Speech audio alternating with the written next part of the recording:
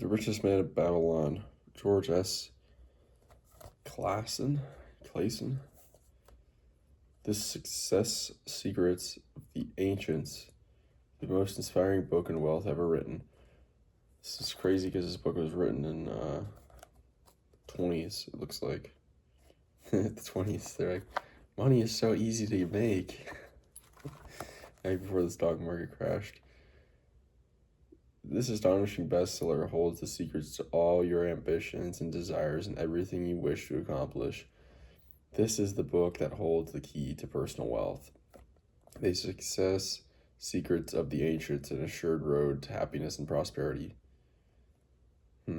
Millions of readers have been helped by the famous Babylonian parables, hailed as the greatest of all inspirational works on the subject of thrift, financial planning, and personal wealth, in language as simple as that of the Bible.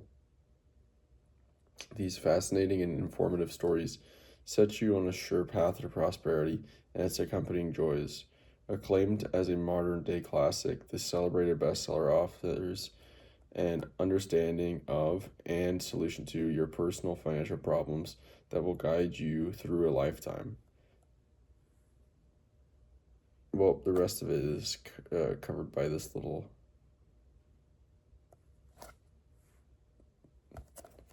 sticker, the barcode.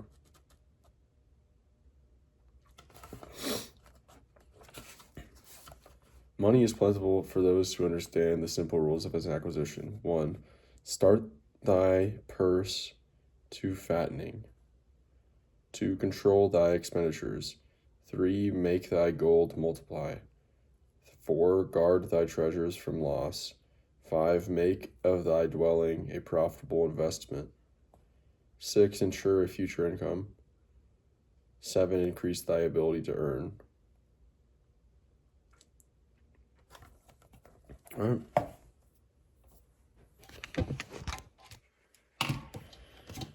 Let's do it.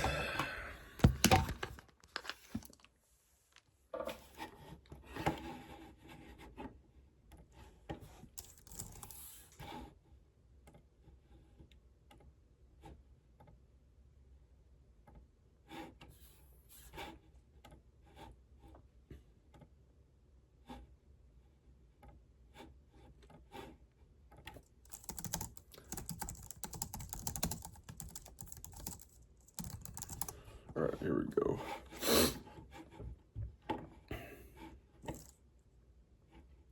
So, core principles of saving, controlling expenditures, investing wisely, protecting capital, increasing ability, earning ability, and letting money work through compounding. According to the richest man in Babylon, the core purpose of paying yourself first is to build a reserve that allows more freedom in choosing future work opportunities. Maybe.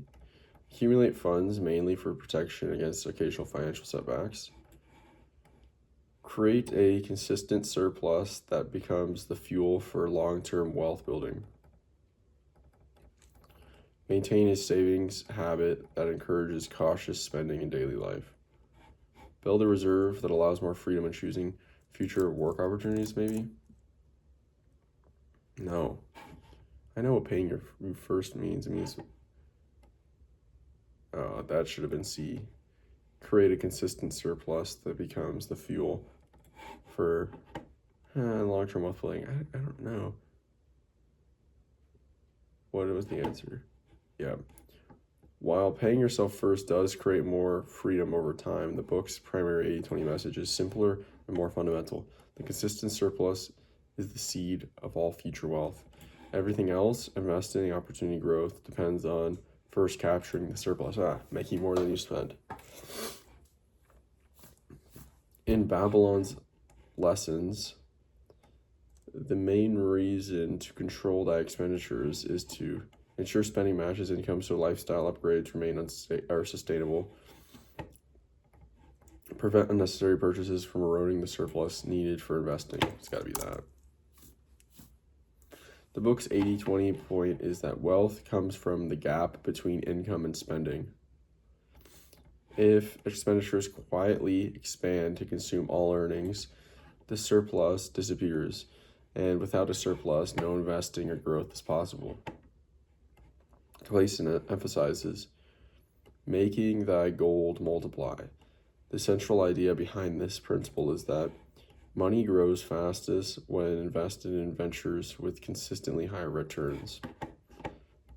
Capital expands when used in enterprises that offer quick, repeated profits.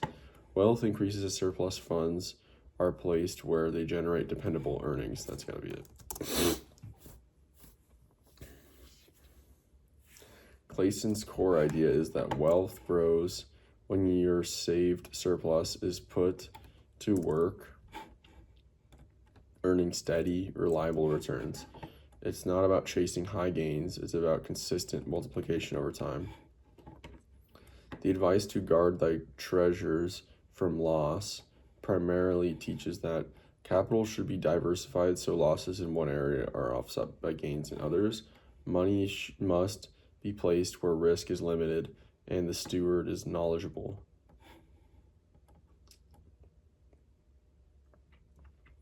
Savings should be protected through insurance and formal safeguards. Wealth needs regular tracking to detect problems before they worsen.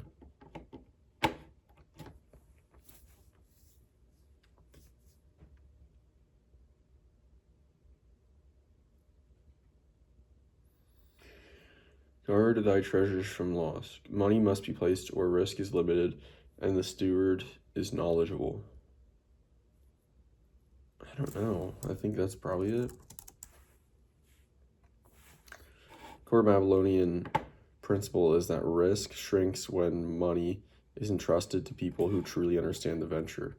Protecting capital isn't about avoiding all risk, it's about avoiding ignorant risk. When Clayson urges readers to increase thy ability to earn, the main idea is that a higher income ensures wealth even without strict saving habits. No. Expanding skills opens access to opportunities that reward greater value. Expanding skills opens that, yeah. I would say expanding skills opens access to opportunities that reward greater value. In Clayson's framework, skill building is leverage. The more value you can create, the more the world pays you, and the easier it becomes to generate the surplus that fuels all other principles. A recurring theme in the book is avoiding advice of the unskilled. The underlying lesson is that insights from friends are often biased by their personal experiences. People tend to offer opinions without considering long-term consequences. Well-intended recommendations can mislead when not based on actual expertise. Let's say that. Clayson's 80-20 insight here is that good intentions are irrelevant. Only expertise protects your money. The book repeatedly shows fortunes lost because people trusted advice from those who lacked real knowledge of the venture. The principle of making thy dwelling a profitable investment is meant to highlight that. Owning a home can convert fixed living expenses into long-term equity, essentially. Property ownership is always safer than renting in any economic climate, probably not. Housing costs decline naturally when tied to stable neighborhood growth. Buying a home ensures predictable financial obligations without exceptions. It's got to be owning a home can convert fixed living expenses into long-term equity. Clayson frames home ownership as a way to turn a permanent expense into a growing asset. Instead of paying endlessly into rent, ownership lets a portion of living costs build equity, another mechanism for making money work. In the parable of the lucky man, the book suggests that good fortune most often follows people who wait patiently for the perfect opportunity before acting. Probably not. Those who take bold risks when chances arise, regardless of preparation. Probably not. Individuals who act promptly on sound opportunities they understand. It's got to be that. Clayton's lesson is that luck is attracted by action, but only on opportunities you genuinely understand. The lucky man isn't lucky by chance. He's lucky because he responds quickly when a sound, sensible opportunity appears. In the story of the camel trader, the key morale about debt is debt becomes manageable when payments match increases in future income.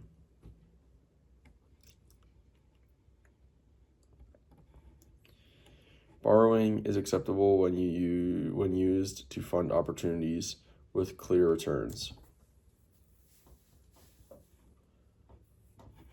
Obligations shrink fastest when combined with controlled spending and steady repayment. See that? The camel trader's story reinforces the idea that debt is conquered through consistent repayment paired with disciplined living. It's not dramatic strategies, but steady, reliable action, the same 80-20 pattern that drives all wealth building in the book. A major theme across multiple parables is that wealth grows for those who seek frequent opportunities that promise unusually high returns, maintain strict frugality even after their income increases, combine disciplined saving with patient, productive investment. That's got to be it. Cleason's central wealth formula is simple and repeatable. Save consistently, invest patiently, and let time multiply your capital.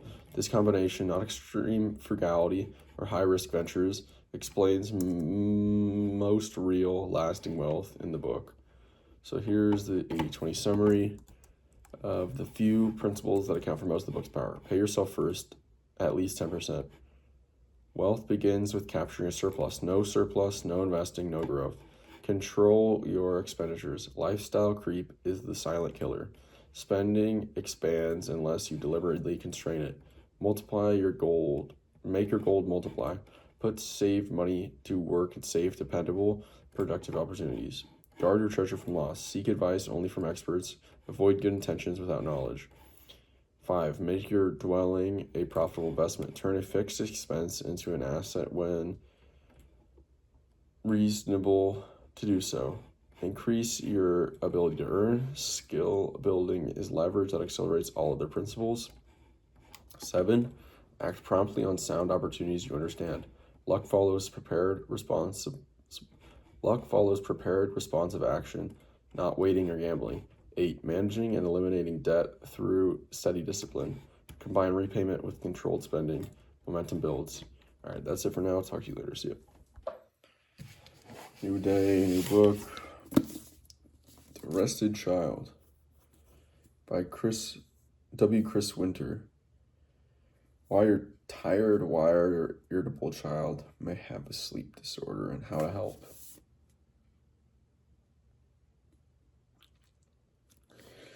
Got this book when I was really into sleep. I got like 10 books on sleep, so I've never read this one specifically.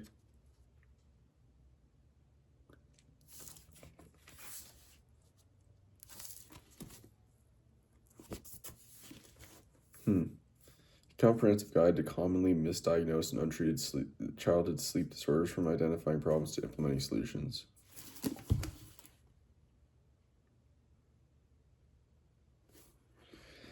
Yeah, this is a sleep medicine book. I just don't believe in that stuff, but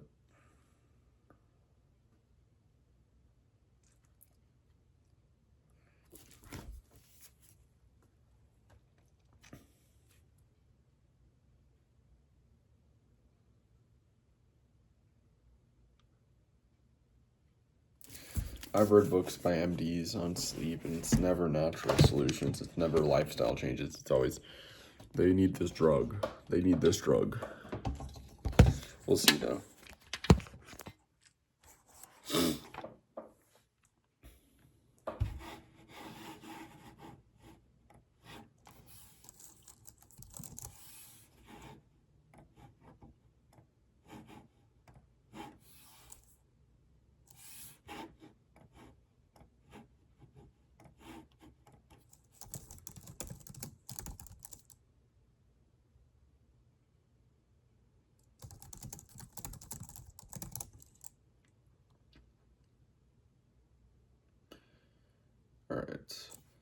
Maybe not.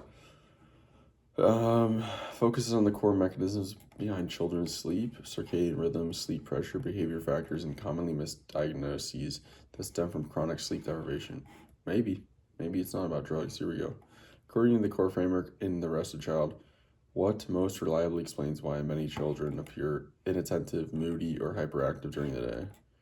Mismatch between daytime routines and preferred morning-evening personality. A chronic gap between required sleep and actual sleep obtained. That's probably right. Yeah. The book emphasizes that chronic sleep insufficiency is the hidden driver behind many daytime behavioral and emotional issues in kids. When sleep pressure is unmet, children often show hyperactivity, irritability, and poor focus, which can be mistaken for psychological or attention disorders. The single mechanism explains a large share of the problems parents and clinicians observe. Which factor does the rested child highlight as the primary regulator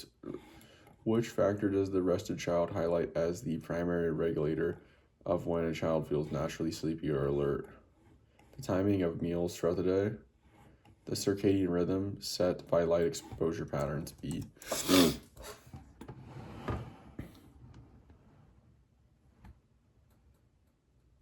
What the?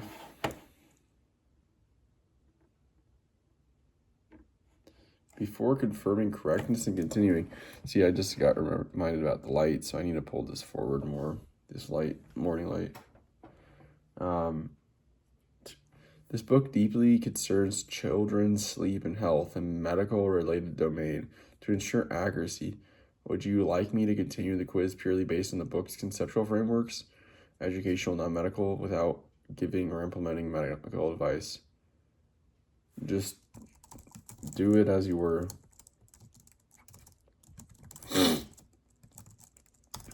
I want to understand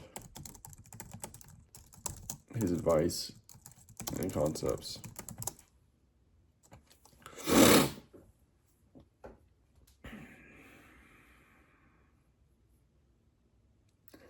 Light exposure is the strongest cue that sets the circadian rhythm, which in turn governs when a child naturally feels alert or sleepy. Morning light advances the clock, evening light delays it, and this mechanism explains a large portion of sleep-wake timing challenges in kids and teens. Chris Winter stresses that many sleep problems in kids are actually problems of sleep opportunity, which situation best illustrates this concept?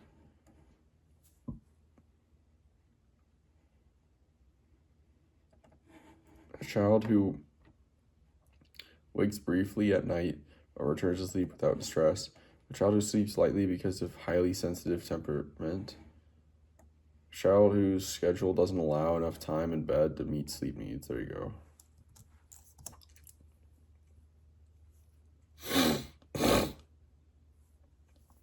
Winter emphasizes that many issues blamed on insomnia or bad sleepers are simply insufficient time in bed. If a child only physically gets 7 to 8 hours due to schedules, no strategy will compensate. The opportunity itself is too small. Expanding sleep opportunities solves a huge portion of complaints. One of the book's major 80-20 ideas is that behavioral signs of sleepiness in children often look the opposite of what adults expect. Which example reflects this insight? A child becomes unusually quiet and withdrawn before bedtime. A child shows increased energy and impulsivity when overtired. Yep. B.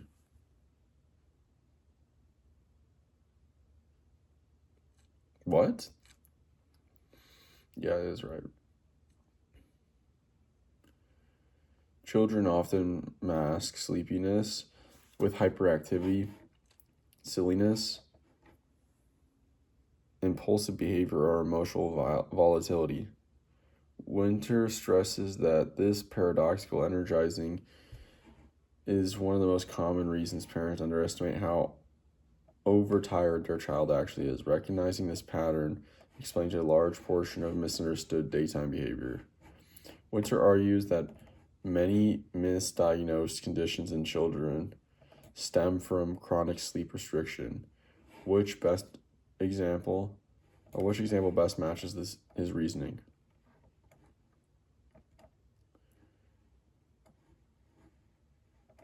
A child with low reading fluency caused by limited phonic instruction, a child with attention issues driven mainly by insufficient restorative sleep. There you go, B.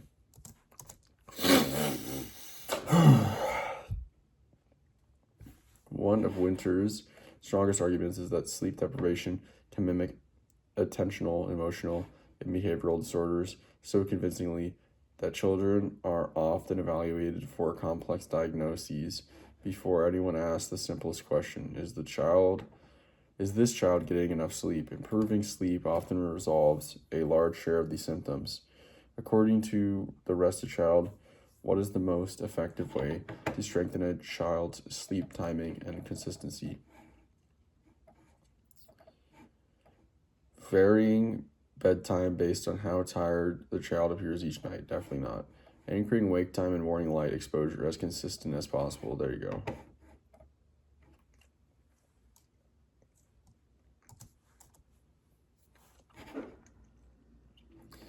Winter emphasizes that the strongest anchor for a child's sleep system is a stable wake time combined with early light exposure.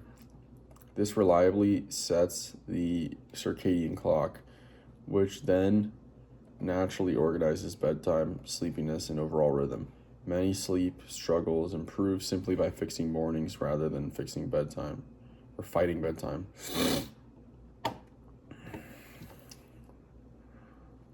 A major 80-20 insight from the book is that improving sleep often involves removing performance pressure at bedtime. What scenario best reflects this ideal? Encouraging the child to try harder to fall asleep quickly each night. Setting up a neutral, low-stakes bedtime routine without emphasizing sleep.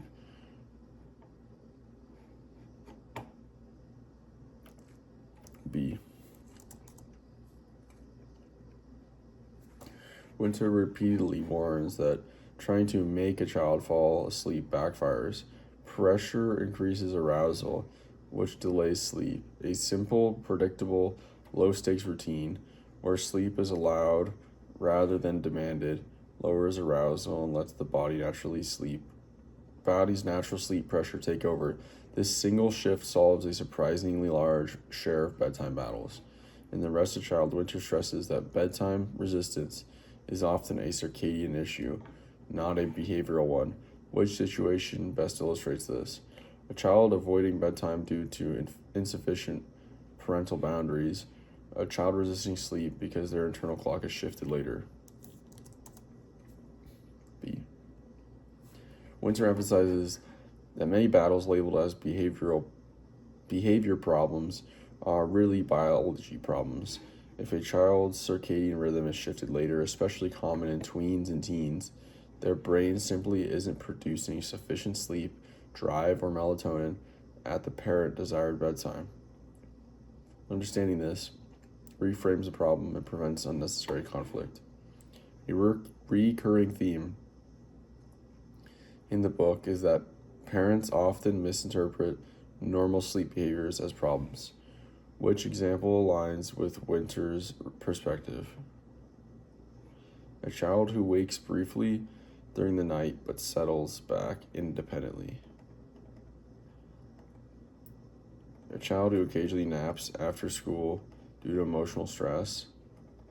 A child who prefers a parent in the room until fully asleep. A child who talks about dreams frequently in the morning.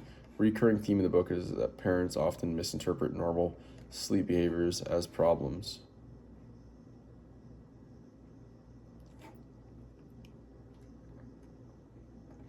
A, I don't know. Child who wakes briefly during the night but settles independently. How is that a problem? Winter repeatedly explains that brief nighttime awakenings are normal for children and adults. The key distinction is whether the child can return to sleep without major distress. Parents often assume any waking is pathological, but in reality, wake after sleep onset is a built-in part of sleep architecture, not a sign of disorder.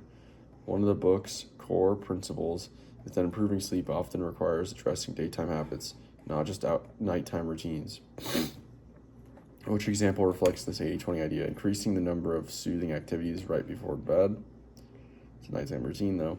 And ensuring regular physical activity and outdoor light exposure during the day. Yeah.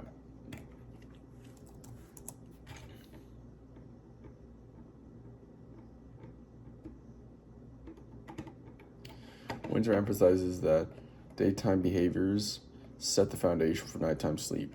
Movement, sunlight, and healthy alertness during the day strengthen both sleep pressure and circadian alignment. This single principle explains why even perfect bedtime routines can fail if daytime conditions aren't supporting the sleep system. All right, here's the summary core ideas. Most childhood problems are actually sleep problems. Irritability, hyperactivity, emotional volatility, inattention, and behavior issues often stem from chronic sleep restriction, not from complex psychological conditions.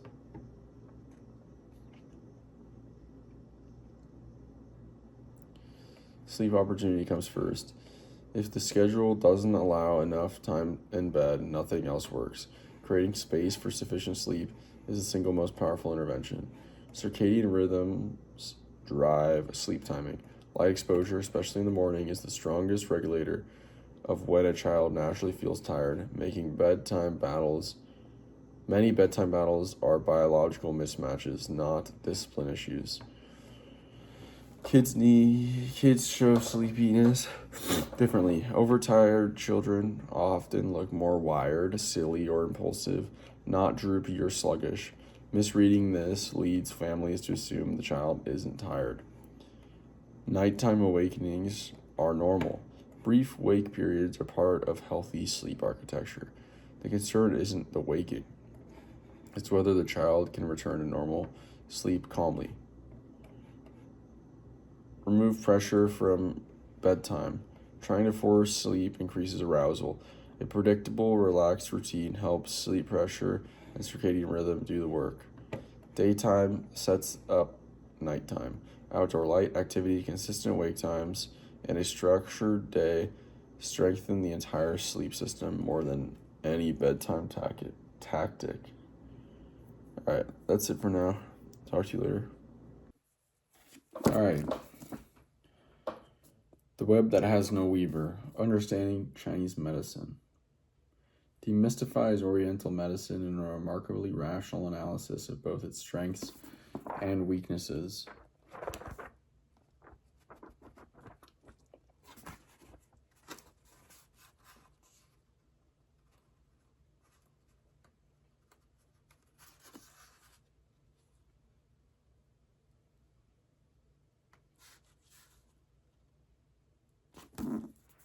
All right.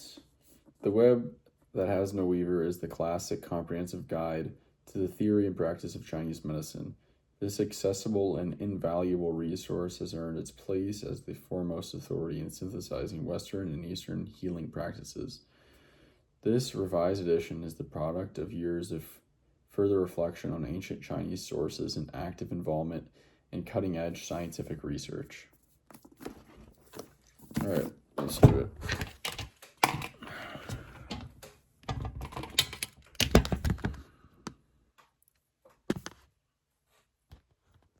Right.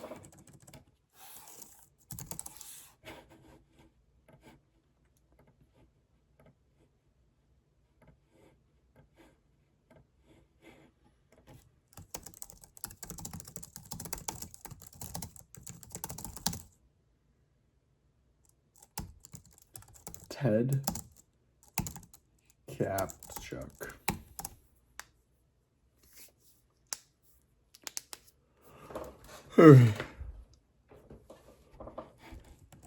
This book's core insights center on patterns, relationships, and the distinctive logic of Chinese medicine versus Western biomedical thinking.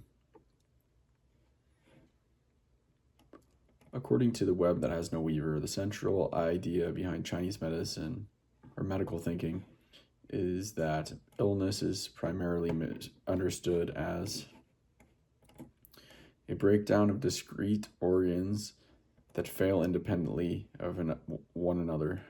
a disruption in patterned relationships that shape the body's overall harmony.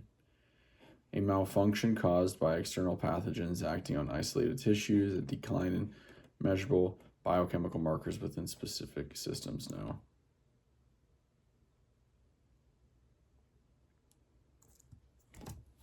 A disruption in patterned relationships that shape the body's overall harmony. Chinese medicine focuses on patterns of disharmony rather than isolated organ failures. The key 80-20 idea is that the body is an interconnected web. Symptoms only make sense as expressions of broader relational patterns, not as standalone mechanical faults. In Kapchuk's explanation of yin and yang, their primary significance in diagnosis is that they categorize symptoms based on fixed, unchanging qualities, represent opposing forces whose imbalance explains most functional disorders. Interesting. Represent opposing forces whose imbalance explains most functional disorders. Yin and yang aren't rigid categories, they're dynamic relationships. Most patterns of illness in Chinese medicine are interpreted as imbalances in these paired qualities. Example, excess/deficiency, heat/cold, interior/exterior. This relational framing explains a large portion of diagnostic logic in the book. Kapchuk emphasizes that Chinese diagnostic categories like wind, dampness, or heat are best understood as literal environmental agents that invade specific anatomical tissues, historical metaphors with no functional role in clinical reasoning, symbolic labels describing underlying biomedical pathogens, pattern describing concepts that capture how symptoms cohere and behave. Kapchuk emphasizes that Chinese diagnostic categories like wind, dampness, or heat are best understood as pattern describing concepts that capture how symptoms cohere and behave.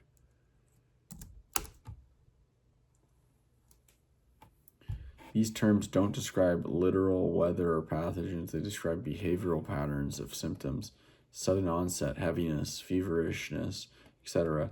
They are tools for grouping phenomena into meaningful relational categories, a core 80-20 principle of Chinese medical thought. When comparing Chinese and Western medical thought, Kapchuk argues that one key difference is that Chinese medicine seeks hidden structural abnormalities as the main source of illness, prioritizes the patient's subjective experience as essential diagnosis data, emphasizes laboratory confirmation before forming any treatment plan. Definitely not. Focusing on eliminating symptoms as quickly as possible. Definitely not. Prioritizing the patient's subjective experience as essential diagnostic data. Maybe, but that's also part of Western, I think. Seeks hidden structural abnormalities as the main source of illness. I don't know. Hidden structural abnormalities.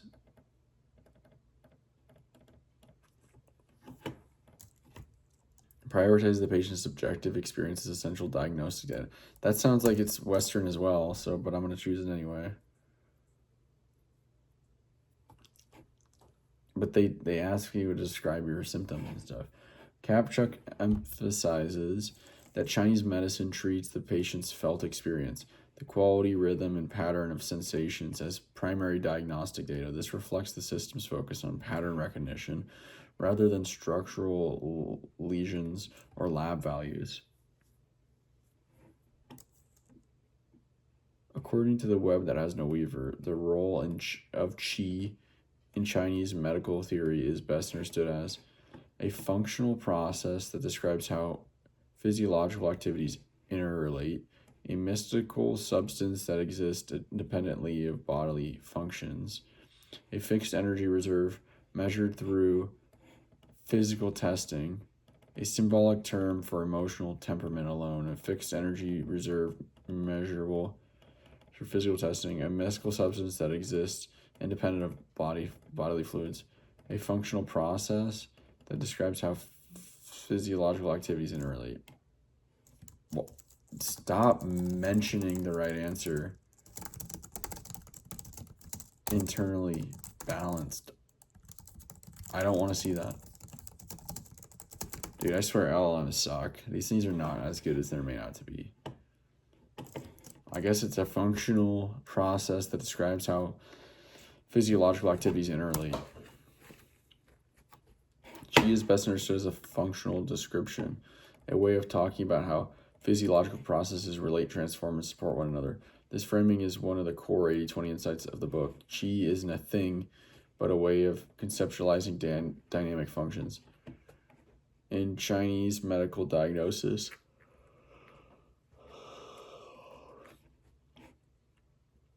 the importance of the pulse lies primarily in its ability to reveal structural abnormalities in blood vessels, indicate patterns of functional balance or imbalance throughout the body. Pulse, measure precise cardiovascular performance metrics, detect localized infections in specific organs, reveal structural abnormalities in blood vessels, indicate patterns of functional balance or imbalance throughout the body. For Chinese medicine, the pulse is a window into patterns. Qualities like depth, strength, or rhythm reflect systemic relationships, not isolated cardiovascular facts. Kapchuk emphasizes that pulse reading is about interpreting the body's functional harmony.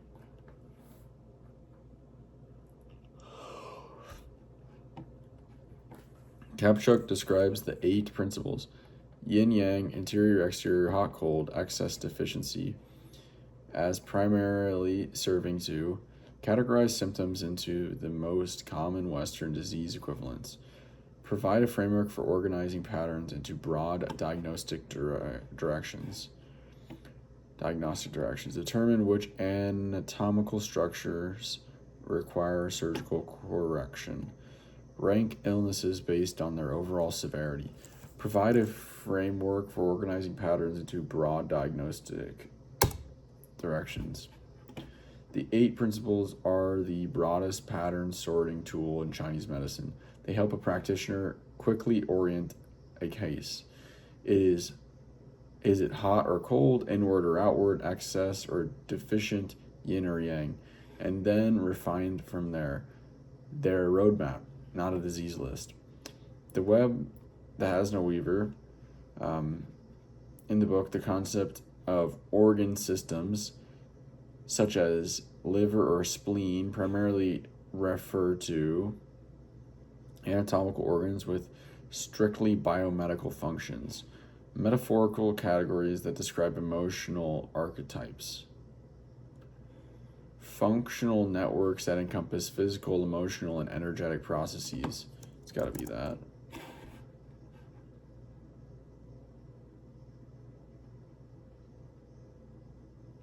In Chinese medicine, liver, spleen, and similar terms describe functional networks, clusters of roles, tendencies, and interactions that include physical processes, emotional patterns, and energetic dynamics.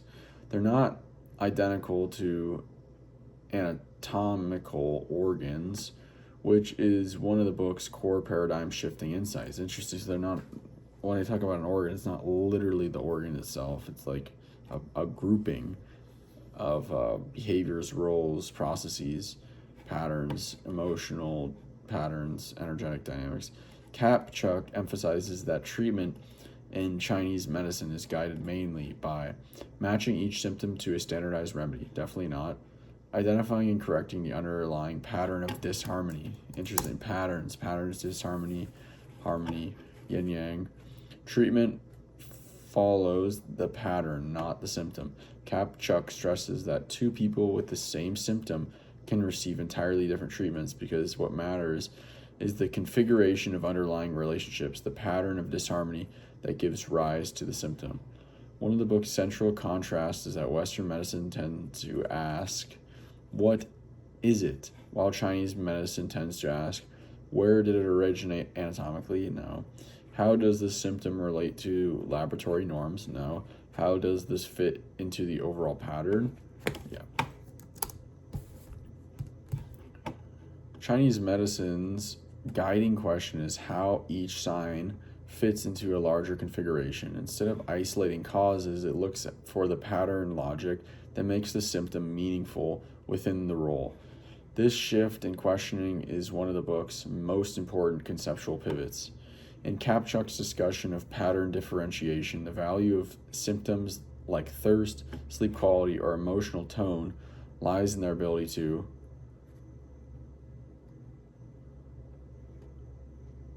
provide isolated data points that map directly to specific diseases, indicate how multiple functions interrelate within a dynamic pattern. It's got to be that. These kinds of symptoms matter because they show how functions interact, not just what is happening, but how things hang together. Thirst, sleep, appetite, emotional tone, and similar signs reveal the structure of the pattern, not isolated disease markers. Kapchuk notes that Chinese medicine views health primarily as the complete absence of symptoms or discomfort, the body's ability to maintain harmonious balance among shifting forces, the external forces, the internal forces, the patterns externally, patterns internally, the stressors out externally, yet maintaining fluidity and harmony. Kapchuk emphasizes that health in Chinese medicine is not defined by the total elimination of symptoms, nor by isolating organ performance. Instead, it's the capacity to maintain harmonious balance within continually shifting internal and external conditions. Balance, adaptability, and coordinated function, not perfection, are the heart of the model. Here are the 80-20 takeaways, the few concepts that give you most of the understanding of the web that has no weaver. Chinese medicine is pattern-based, not symptom or lesion-based. Illness is understood as configurations of relationships, patterns of disharmony rather than isolated organ failures or pathogens.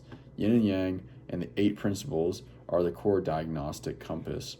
These paired frameworks, hot, cold, interior, exterior, excess, deficiency, yin yang, organize most clinical thinking and narrow diagnostic direction. Qi is a functional concept, not a physical substance. Qi describes how physiological activities interrelate and transform the function of the system, not an energy blob floating inside you. It's like metaphorical.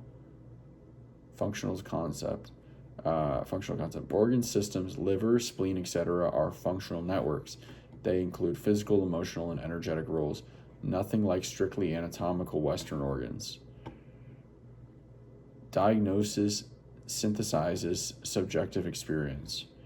Pulse quality, emotional tone, sleep, thirst, and other lived experiences are central data because they reveal relational dynamics. Treatment targets the underlying pattern, not the symptom. 2 patients with the same symptom often receive different treatments because the root configuration differs. The fundamental question is, how does this fit into the whole? Chinese medicine is holistic in the literal sense. It seeks the pattern through which all signs make sense together.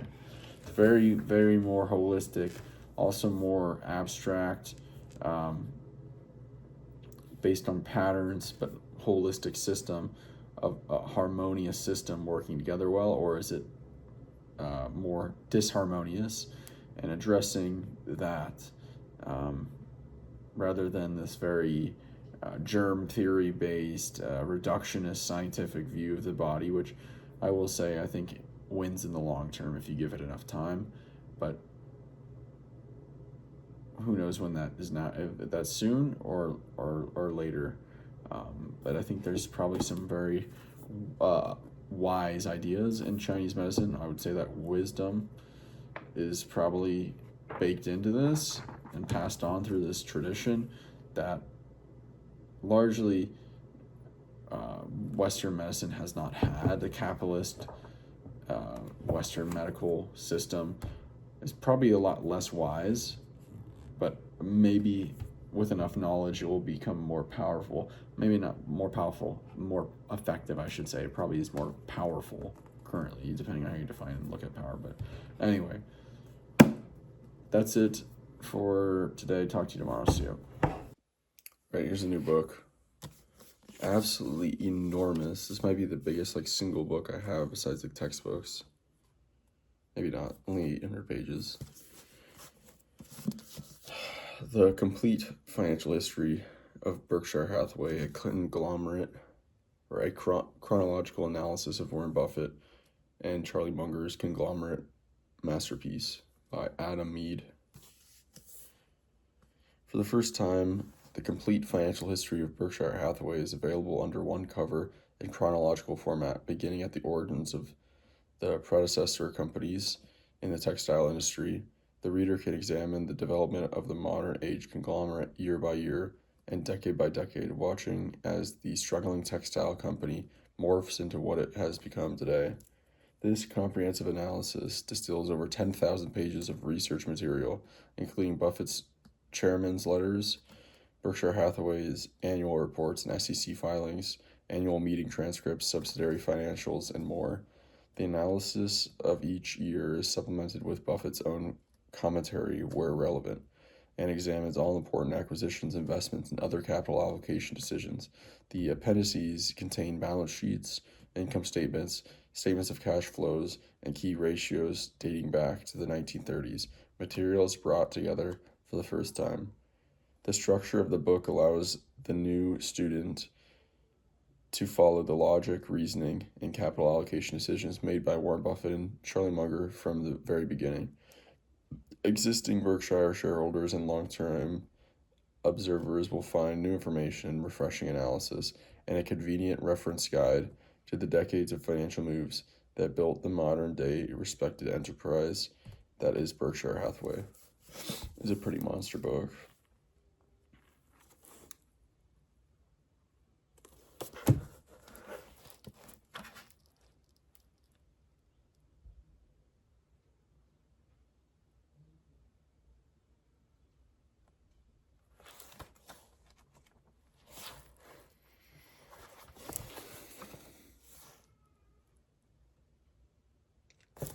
All right, let's jump into it.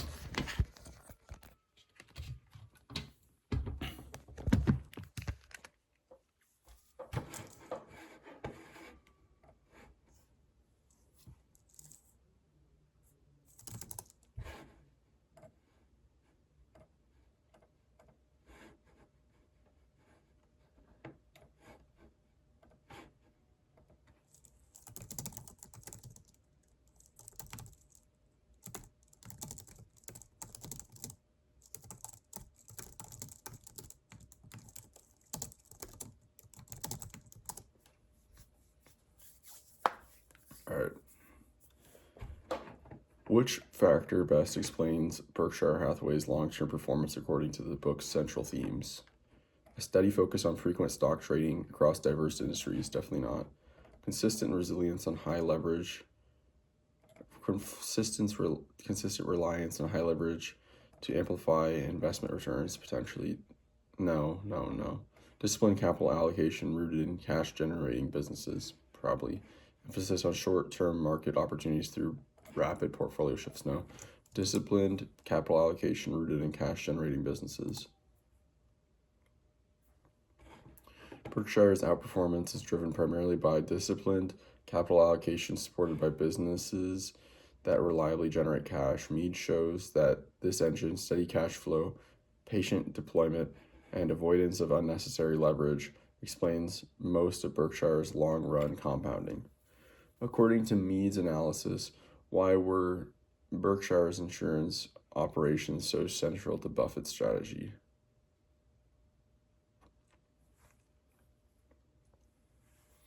They provided predictable underwriting profits that replaced the need for equity investments. They generated a float that acted as low-cost, long-duration capital for investing. Probably that. They reduced Berkshire's exposure to regulatory oversight across industries. Definitely not. They ensured steady earnings even when investment markets declined. That could be true too. But I think there was something about generating float that acted as low-cost, long-duration capital for investing. It's something like that. Yeah. Mead emphasizes that insurance float was one of Berkshire's greatest structural advantages. Float functioned like renewable, low-cost investment capital, allowing Buffett to buy long-duration assets without relying on heavy debt or shareholder dilution. This mechanism explains a huge share of Berkshire's compounding power. Mead highlights a key 80-20 insight about Berkshire's acquisition philosophy. Which option best captures that guiding principle? Key 80-20 insight about Berkshire's acquisition philosophy. Prioritizing companies with predictable economics and trustworthy managers, potentially targeting firms with volatile earnings but large tax advantages, no. Focusing on businesses requiring frequent restructuring to unlock value, no. Seeking firms that can be sold quickly at premiums after short holding periods, no. Prioritizing companies with predictable economics and trustworthy managers. Whoa, it's not right? Yeah, it is. ChatGPT. Berkshire sought high-quality businesses that could compound internally, allowing Buffett to focus on capital allocation rather than operational fixes. This pattern explains most major acquisitions from C's to BNSF. In Mead's financial history, what does Berkshire's shift toward ongoing large capital-intensive businesses like BNSF and utilities primarily illustrate? A move to businesses with stable cash flows that could absorb Berkshire's growing capital. Seems right off the bat. As Berkshire's cash inflows and overall size exploded, it needed large, stable, capital-absorbing businesses to productively deploy growing amounts of capital. Mead emphasizes that railroads and utilities provided exactly that: predictable returns, long asset lives, and the capacity to scale with Berkshire's expanding balance sheet. According to Mead, what most distinguishes Berkshire's investment results from typical conglomerates: frequent use of debt-financed roll-ups to accelerate growth, definitely not. Reliance on decentralized operations paired with centralized capital allocation, that sounds about right.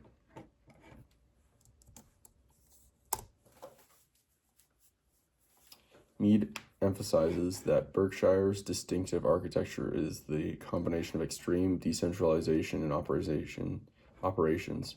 Subsidiaries run themselves, with highly centralized capital allocation controlled by Buffett and later by the small internal investment team. This separation allowed operating managers to focus on business quality while Berkshire optimized capital deployment.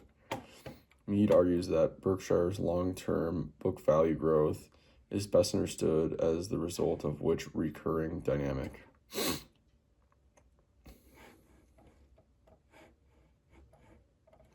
Cyclical gains from market timing during economic downturns. Compounding of retained earnings alongside disciplined reinvestment. There it is.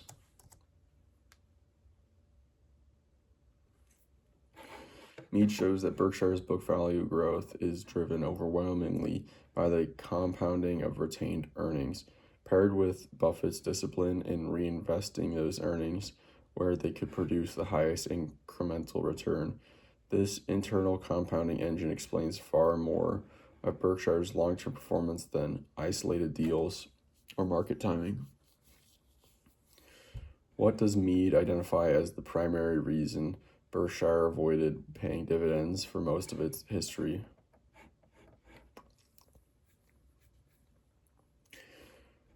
To preserve maximum flexibility for opportunistic stock buybacks, to minimize exposure to shifting dividend tax policies, to keep capital inside the company where it could compound at higher rates. Yep. Mead makes clear that Berkshire avoided dividends because retained capital consistently earned more inside Berkshire than shareholders could earn on their own.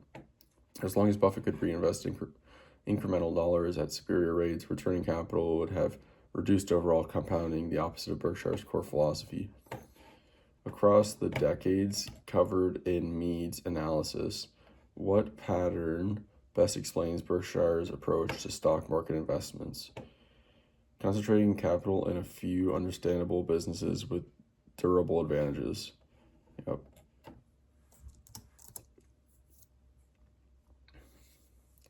Mead highlights that Berkshire's equity success overwhelmingly came from concentrating capital in a small number of durable, comprehensible businesses like Coca-Cola, American Express, and later Apple.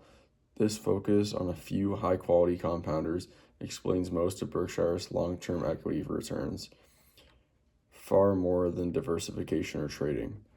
Mead emphasizes that Berkshire's financial strength stems partly from its approach to leverage. Which statement best captures that pattern?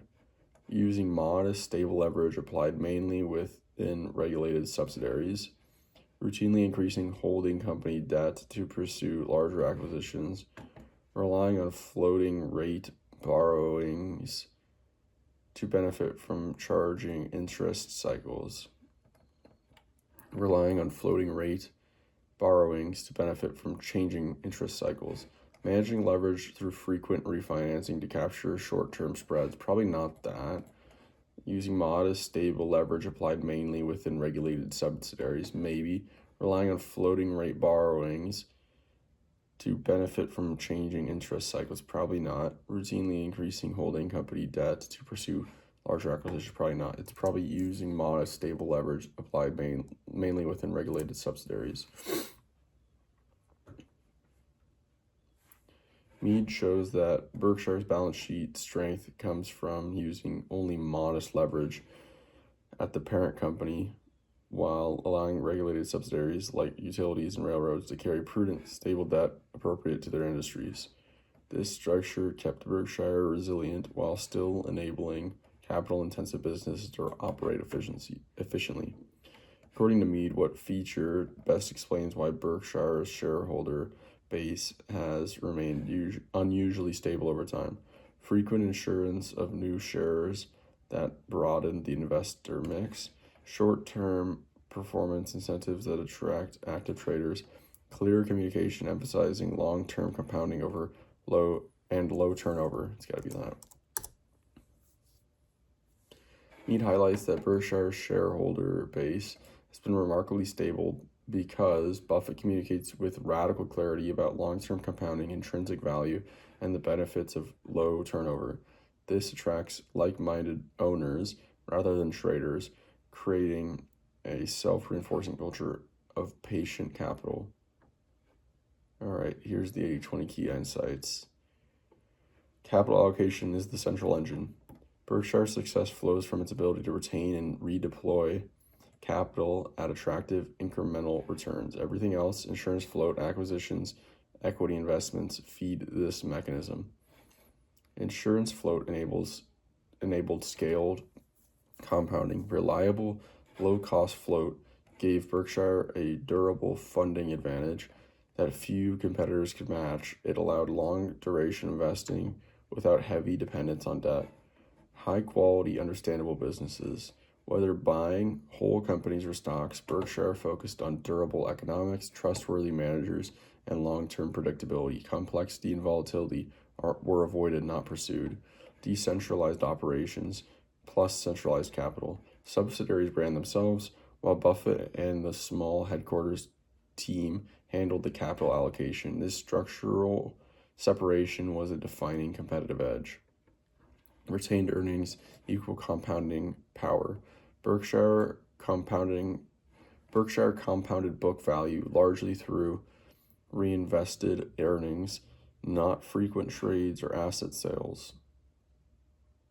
The compounding loop, not one-off deals, explains the bulk of long-term performance. Conservative leverage, strong balance sheet. Berkshire maintained minimal parent-level debt, with regulated subsidiaries carrying only industry-standard leverage. This kept the entire enterprise resilient. Scale shifted the strategy over time. As capital grew, Berkshire increasingly acquired large capital-intensive businesses, BNSF utilities, to deploy huge amounts of capital with stable returns. Long-term shareholder alignment, consistent, candid communication attracted investors who shared the long-term mindset, reinforcing Berkshire's stability. All right, so a lot about long-term compounding, cash-generating businesses, disciplined use of debt and capital allocation, and yeah, that's some of the main ideas. But that's it for now. Talk to you later. See you. All right, another book. This is really pushing the limits here of what this system can do. A Calendar of Wisdom, Leo Tolstoy. This is a calendar of like daily little excerpts or something along those lines. What do you call it? What something you call that?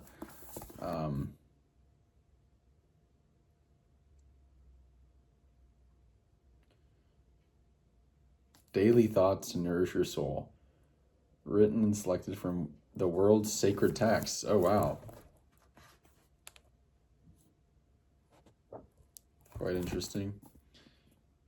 This is the first ever English language edition of the book Leo Tolstoy, considered to be the most important contribution to him, his most important contribution to humanity, the work of his life's last years, widely read in pre-revolutionary Russia, banned and forgotten under communism, and rediscovered to great excitement. A Calendar of Wisdom is a day-by-day guide that illuminates the path of a life worth living with the brightness undimmed by time.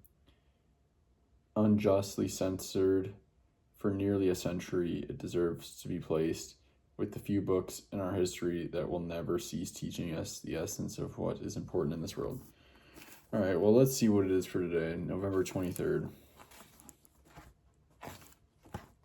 What is this about? The question of life's meaning is a difficult problem which cannot be solved. So too is the question, why did God send us into this world? But the meaning of life becomes very simple when a person asks himself, what should I do? Your life may be cut short at any time. Therefore, your life should have a deep purpose, a significance that will not depend on whether it is short or long. There is only one way if you want to live without understanding the meaning of your life: to become addicted to tobacco, alcohol, and drugs, and to live in the world of permanent entertainment. There's only one way if you want to live without understanding the meaning of your life. This world is not a joke, but rather a place for a trial, a way station to a better eternal world. Our purpose is to make it a better and more joyous place to live for those who live with us and those who come after us. Our soul's perfection is our life's purpose. Any other purpose, keeping death in mind, has no substance. That's pretty intense. All right, let's go. Let's see what ChatGPT will whip up for us based on this book.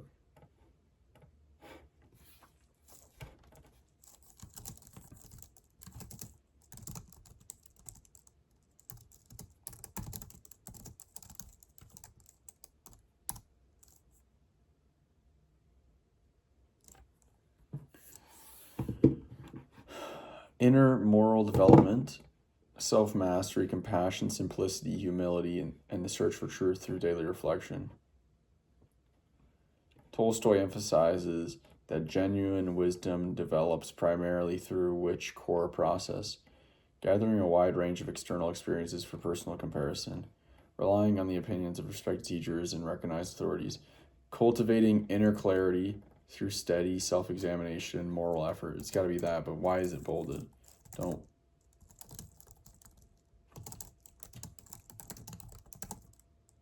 All right.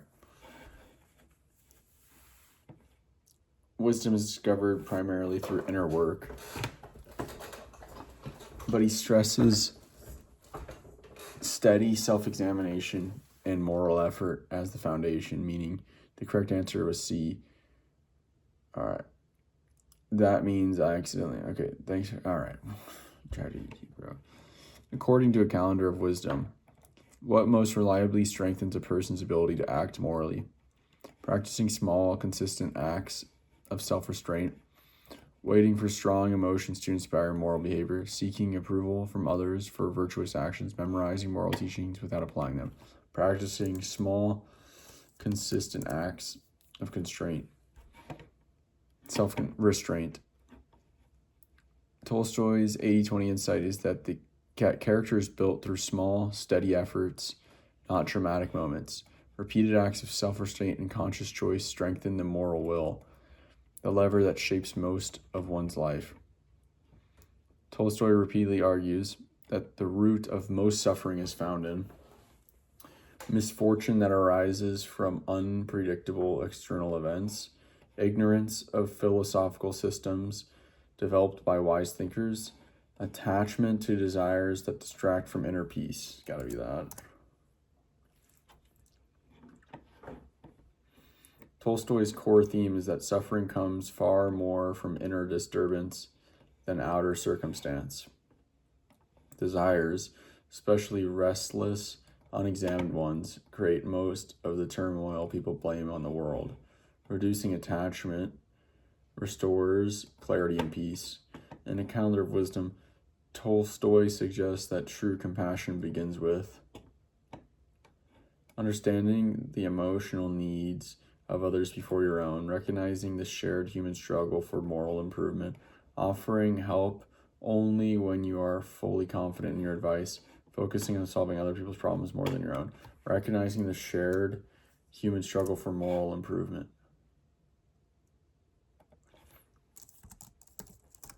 I'm just going to see if this was one of the books he's considered to have written.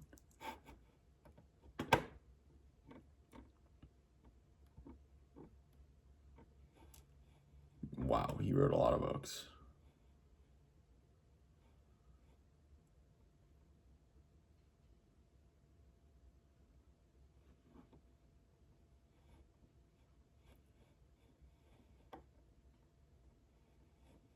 Yeah, it was.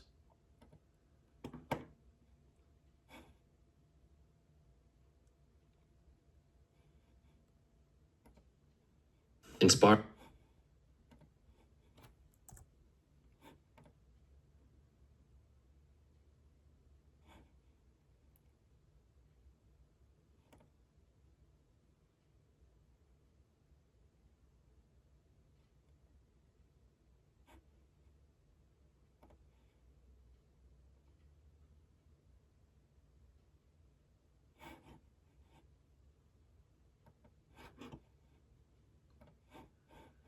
Interesting. Let's keep going. Tolstoy sees compassion not as sentimentality, but as recognizing that everyone is fighting an inner moral battle. This shared struggle dissolves judgment and creates genuine, humble empathy, the kind that leads to real care. Tolstoy teaches that spiritual progress is most hindered by which habit? Focusing excessively on improving one's external circumstances, trusting mentors without questioning their personal motives, reading widely without reflecting on what is read, acting generously without expecting gratitude in return, focusing excessively on improving one's external circumstances, really.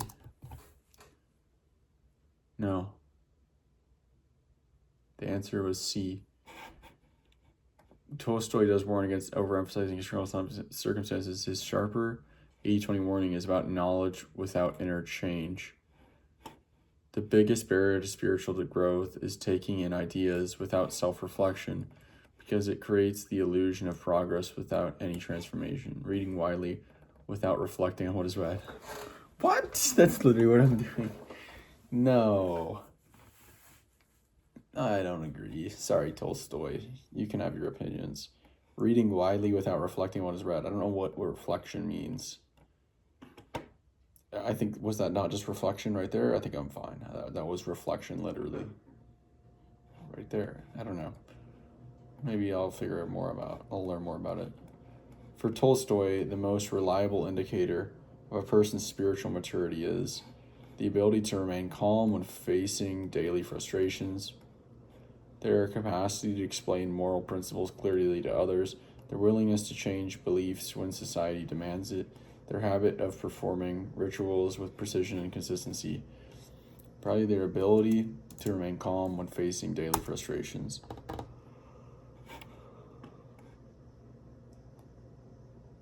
Tolstoy repeatedly notes that inner calm in ordinary trials shows true spiritual progress. It reflects self-mastery, reduced ego, and a stable moral center, the core qualities that shape nearly all of one's behavior. Tolstoy argues that a major source of moral confusion is believing that complex philosophical arguments lead to certain truths or truth, letting one's actions depend on praise or criticism from others, seeking solitude instead of engaging with the community, following long-held traditions without questioning their origins. Maybe that.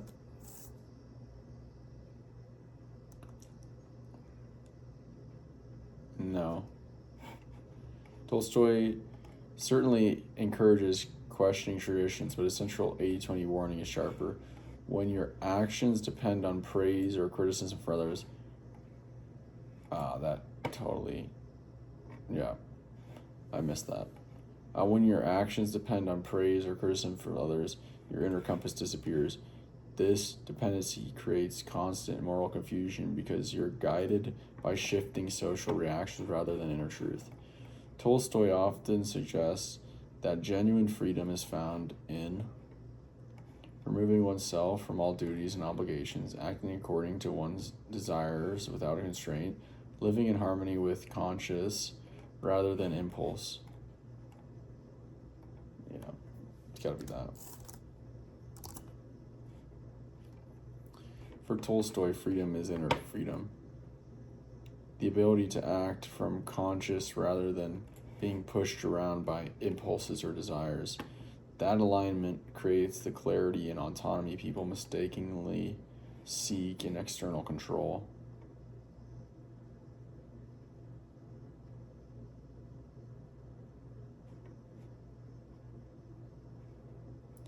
A recurring principle in a calendar of wisdom is that meaningful change in the world begins primarily with improving social institutions before focusing on personal conduct, educating others so they adopt better moral habits, transforming oneself to become an example of moral clarity, encouraging public debate to refine collective values.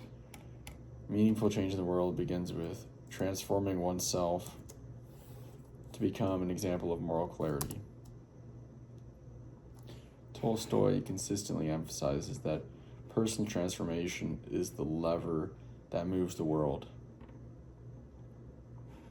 External reforms fade if the individuals behind them remain unchanged. Inner clarity radiates outward and shapes actions, relationships, and communities more powerfully than persuasion or institutions.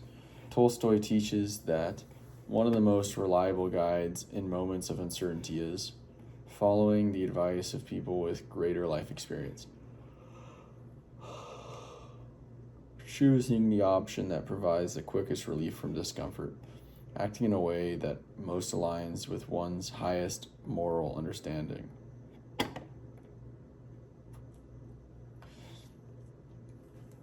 Acting in a way that most aligns with one's highest moral understanding.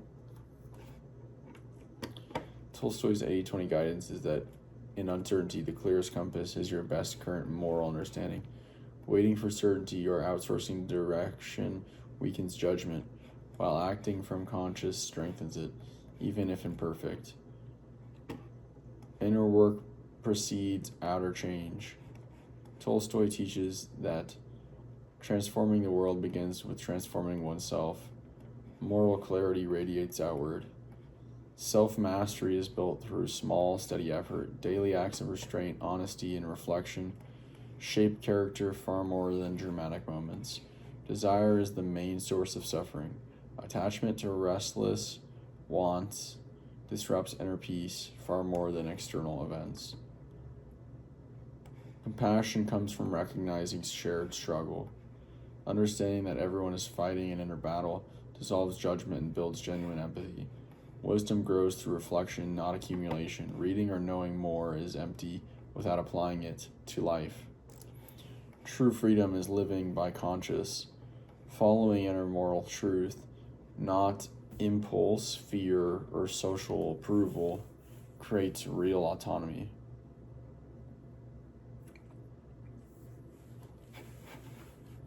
Calm is in everyday trials, signals spiritual maturity. Inner steadiness during small frustrations reveals deep progress. All right. I actually is a legit Tolstoy book. I thought it was just like someone edited it or made it from like based off his works, but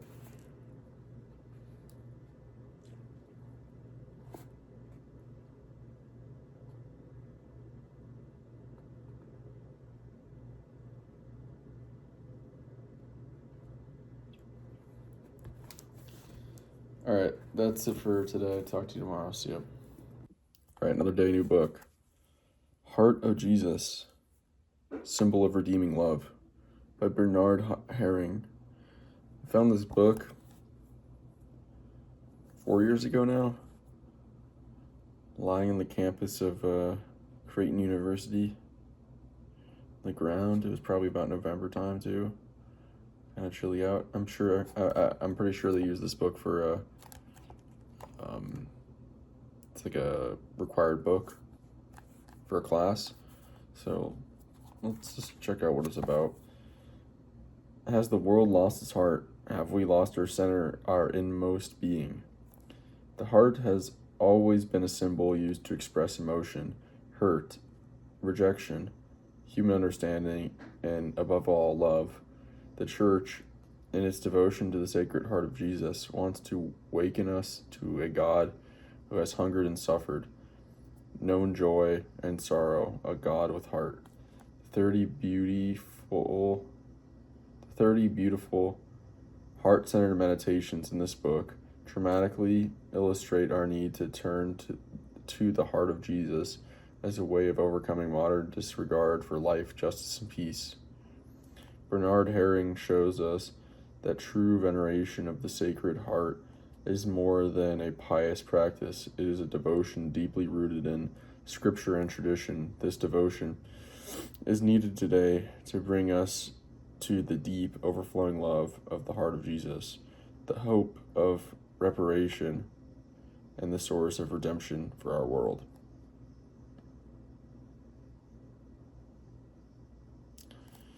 Interesting. So it sounds like a bunch of meditations, 30 meditations. First of all, I don't agree with,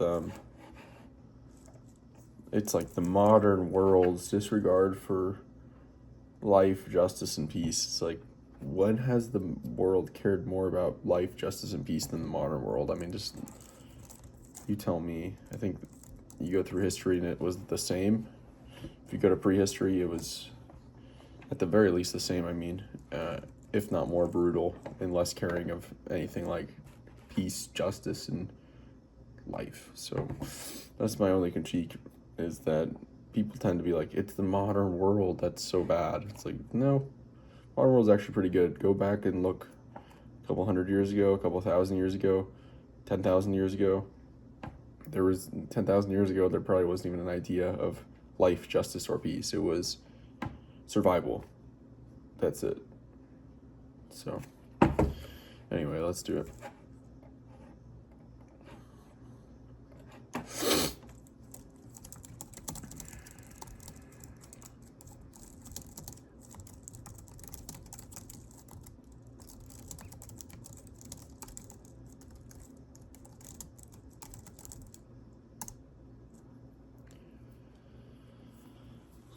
All right.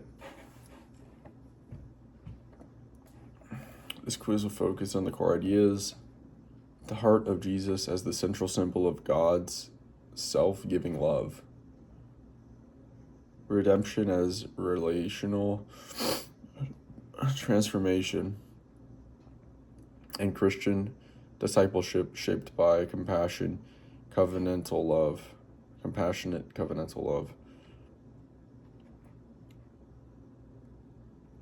According to Herring, the central meaning of the heart of Jesus is a symbol, is best understood as a devotional image emphasizing emotional intensity in personal prayer,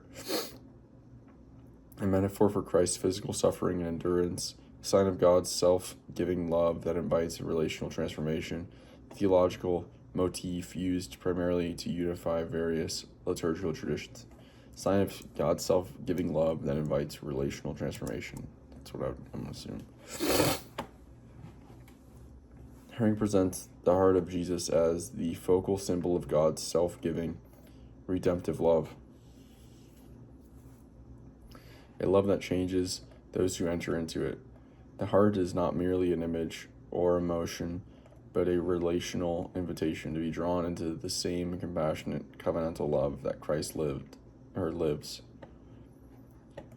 For Herring, redemption is understood primarily as liberation from guilt through a strictly juridical divine pardon. Redemption is understood primarily as transformation into Christ-like love through personal and communal union with God. I would say that.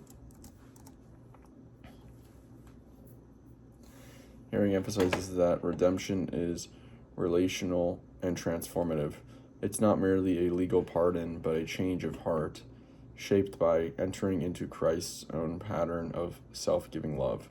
Redemption for him is participation in God's life, which gradually forms us into people who love as Christ loves.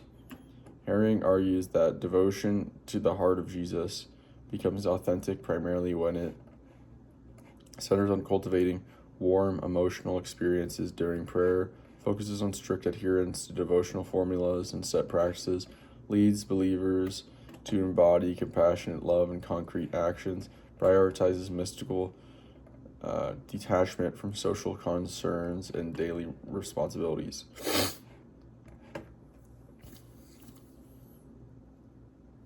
Leads believers to embody compassionate love in concrete actions, maybe?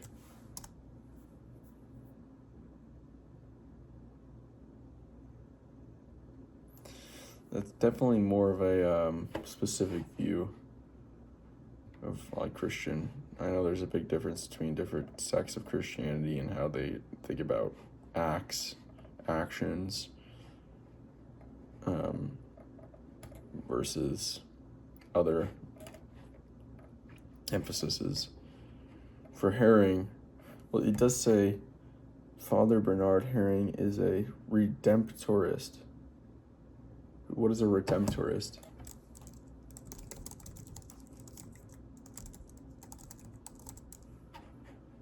Member of Catholic Missionary Congregation of Priests and Brothers. Okay, well, it is Catholic, never mind. Herring views the heart of Jesus as revealing God's covenantal love most clearly in Jesus' consistent readiness to forgive and restore broken relationships. The symbolic details traditionally depicted in sacred heart artwork.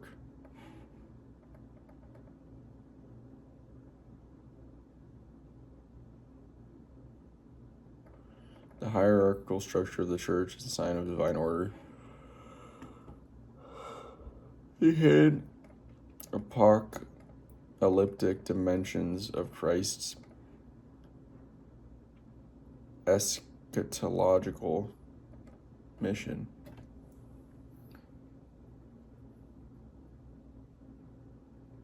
Jesus' consistent readiness to forgive and restore broken relationships. It's got to be that.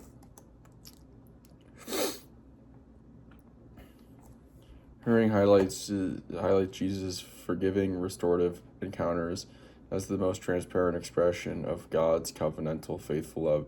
In these moments, the heart of Jesus becomes not a static image, but a living revelation of God's desire to heal, reconcile, and draw humanity back into communion. In Herring's understanding, the primary moral consequence of contemplating the heart of Jesus is adopting a rule-based moral system focused on fault avoidance. Cultivating a spirituality centered on personal achievement and merit, emphasizing withdrawal from complex moral situations to maintain purity, allowing one's moral life to be shaped by Christ-like empathy and self-giving love. Herring sees the moral life as flowing directly from the heart of Jesus, a life shaped by empathetic, self-giving love. Rather than a rule-first approach, moral transformation comes from participating in Christ's compassionate orientation toward others. For Herring, the heart of Jesus symbolically expresses God's love as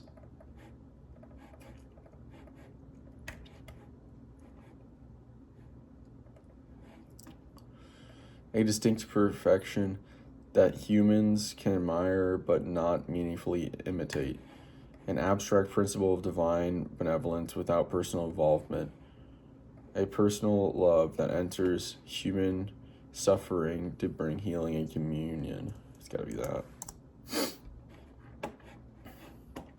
Herring consistently stresses that God's love is personal, involved, and self-emptying. The heart of Jesus symbolizes a love that steps into human suffering, not to observe it from afar, but to heal, accompany, and draw humanity into communion with God and one another. According to Herring, imitation of the heart of Jesus is grounded primarily in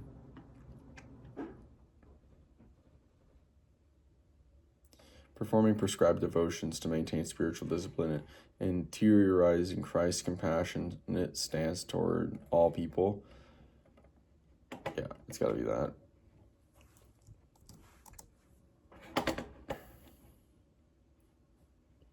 For Herring, true imitation flows from adopting Christ's interior disposition and heart attuned to compassion, mercy, and faithful love. External devotions may support this, but they are secondary to the deep inner conversion that aligns the believer's heart with Christ's own. Herring emphasizes that the heart of Jesus most deeply reveals God's redeeming love because it shows a divine plan centered on strict justice and reparation, a symbolic image meant mainly to inspire devotional poetry, a relational love that reconciles by offering self-gift rather than domination, a relational love that reconciles by offering self-gift rather than domination. Interesting. I don't exactly know what that means. Herring consistently interprets the heart of Jesus as revealing, reconciling love grounded in self-gift, not domination or juridical strictness. God redeems by entering into relationship, healing through compassion, and drawing humanity back into communion through vulnerable, faithful love. For Herring, devotion to the heart of Jesus becomes distorted when it focuses primarily on sentimental emotion without moral transformation. Maybe encourages believers to integrate prayer with responsible action. No, highlights Jesus' solidarity and human suffering. Deepens a sense of being personally loved by God. It's got to be focusing primarily on sentimental emotion without moral transformation. Herring warns that devotion becomes distorted when it collapses into sentimentalism, when feelings replace transformation. Authentic devotion must lead to changed relationships, choices, and commitments shaped by Christ's compassionate heart. Emotion can support this, but never substitute for it. Herring sees the heart of Jesus as a symbol that calls the Christian community to maintain strict boundaries to protect doctrinal purity, embody merciful love that heals wounds within and beyond the church. It's gotta be that. Herring's view of the heart of Jesus is Herring views the heart of Jesus as a communal call. The church is meant to become a living expression of Christ's merciful, reconciling love. healing wounds, bridging divides, and witnessing to God's compassion in the world. Devotion becomes ecclesial when it shapes how the community loves. All right, here are the 80-20 takeaways. Few vital ideas that explain most of Herring's Heart of Jesus, symbol of redeeming love. The heart symbolizes God's personal self-giving love. It is not an emotional image or mere devotional artifact. It expresses God's deepest intention to enter human suffering and bring healing, communion, and reconciliation. Redemption is relational transformation. For Herring, salvation is not primarily legal forgiveness, but being drawn into Christ's compassionate way of loving. Authentic devotion leads to action. True devotion to the heart of Jesus must produce Christ-like compassion, not sentimentality or ritualism alone. The moral life flows from a transformed heart. Christian ethics begin with sharing Christ's interior disposition, empathy, mercy, and self-gift, rather than rule-following or moral purity. The church is called to embody this love. The heart of Jesus is a summons for the Christian community to become a healing, reconciling presence in the world. All right, that's it for today. Talk to you later today, The one thing. The surprisingly simple truth behind extraordinary results.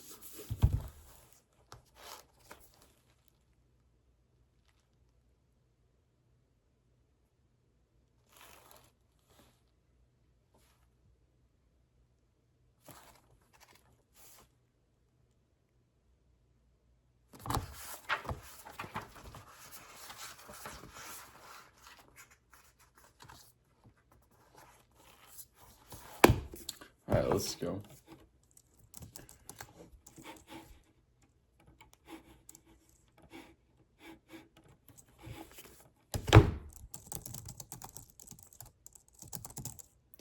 Gary Keller with J. Papasan. The one thing, all right, here we go. 80-20 insights. Focus is a force multiplier. Most results come from a tiny number of high-impact actions. The focusing question. What's the one thing I can do such that by doing it, everything else will be easier or unnecessary? Domino effect. Strategic, sequential actions create compounding progress. Time blocking. Protecting dedicated time for the most important work drives disproportionate results. Goal setting to the now. Clarifying long-term goals and translating them back into immediate actions. Willpower is limited. Environment and habits must support focus. Saying no. Success requires narrowing commitments and eliminating distractions. According to the one thing, what is the primary purpose of the focusing question? To reduce tasks into manageable steps without changing their priority. No. To identify the single action with the greatest leverage toward a desired outcome. There you go. I totally, yeah. Priority and 80-20, those are two big concepts I live by, especially in this modern world of AI and technological leverage. Focusing question is the book's core mechanism for uncovering the highest leverage action. The one move that makes the biggest difference and renders many other tasks easier or irrelevant. It's the engine of the 80-20 idea in this book. And the one thing, why is time blocking considered essential for achieving extraordinary results? It increases overall task variety, preventing boredom and boosting motivation. It ensures you allocate equal time to all major responsibilities each day. It protects dedicated time and space for your most impactful work before distractions arise. Time blocking is Keller's practical method for turning priority into action. By protecting uninterrupted time for your most consequential work, you ensure that distractions don't erode the small number of activities that produce the majority of your results. What does Keller mean by the domino effect and the one thing? Success comes from completing many small tasks as quickly as possible. Progress accelerates when you line up actions, so each one builds momentum for the next, potentially. Yeah. Keller's domino effect highlights that big achievements come from a sequence of well-chosen compounding actions. When the first domino is the right one, the highest leverage starting point. It creates momentum that makes larger goals progressively easier. According to the one thing, what is the main consequence of trying to pursue multiple priorities simultaneously? It improves adaptability but slightly reduces total output. It increases accuracy but slows long-term planning. It disperses attention and weakens progress on the most important goal. Potentially that is true.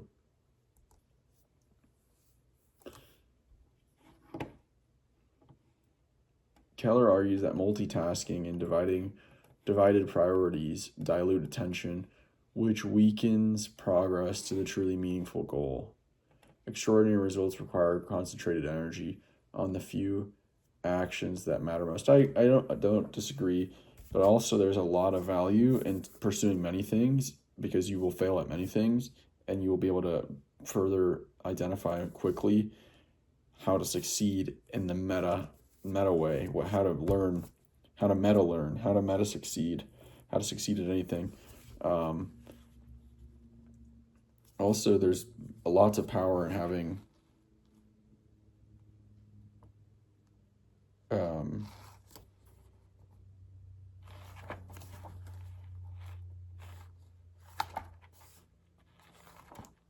a broad understanding of the world, I believe. But not to discount a lot of this, the ideas here.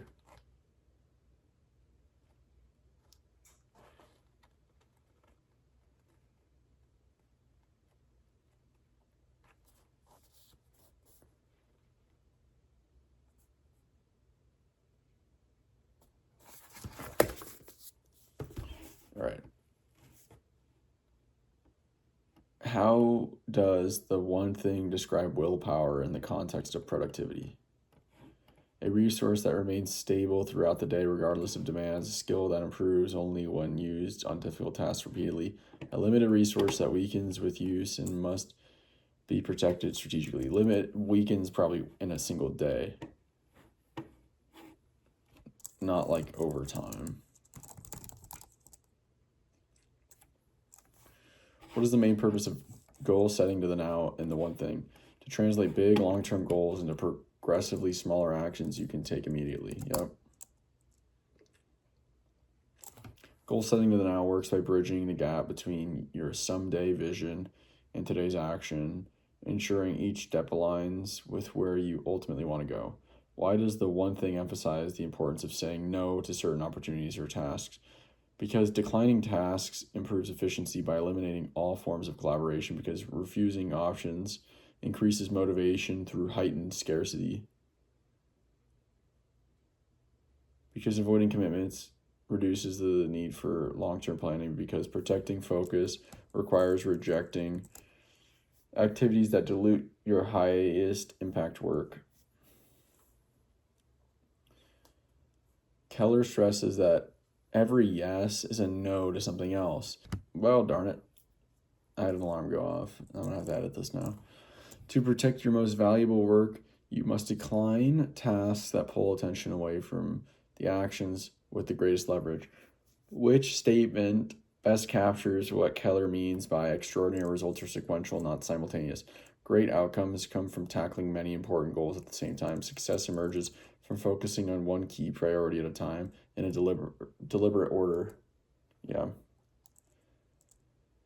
Keller's point is that major achievements come from a clear sequence of focused actions, not from trying to advance multiple major goals at once. Well, hate to say it, but I am advancing multiple major goals at once, but they all ultimately lead to the same outcome. So it's really not, the goals ultimately for me all narrow back to a very simple thing of better understanding of the world, more complete knowledge, more control over the ability to change my life and my reality and the physical world, and freedom, and yeah.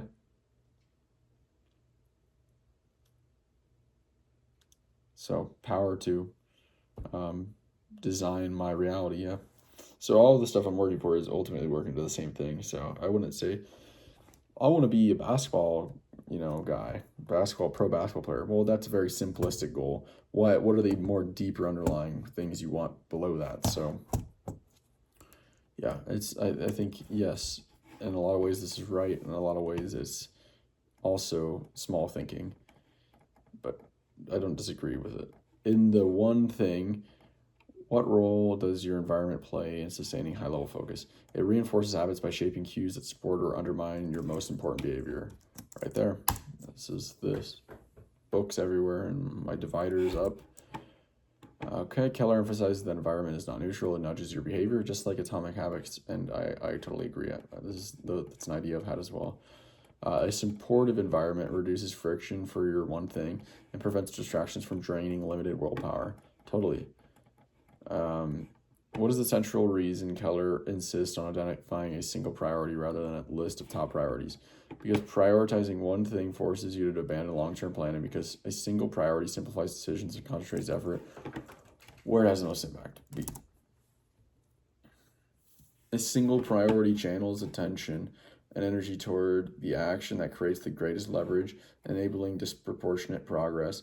This is the heart of Keller's argument. Clarity of focus drives exceptional results. All right, here are the core principles that account for most of the book's value.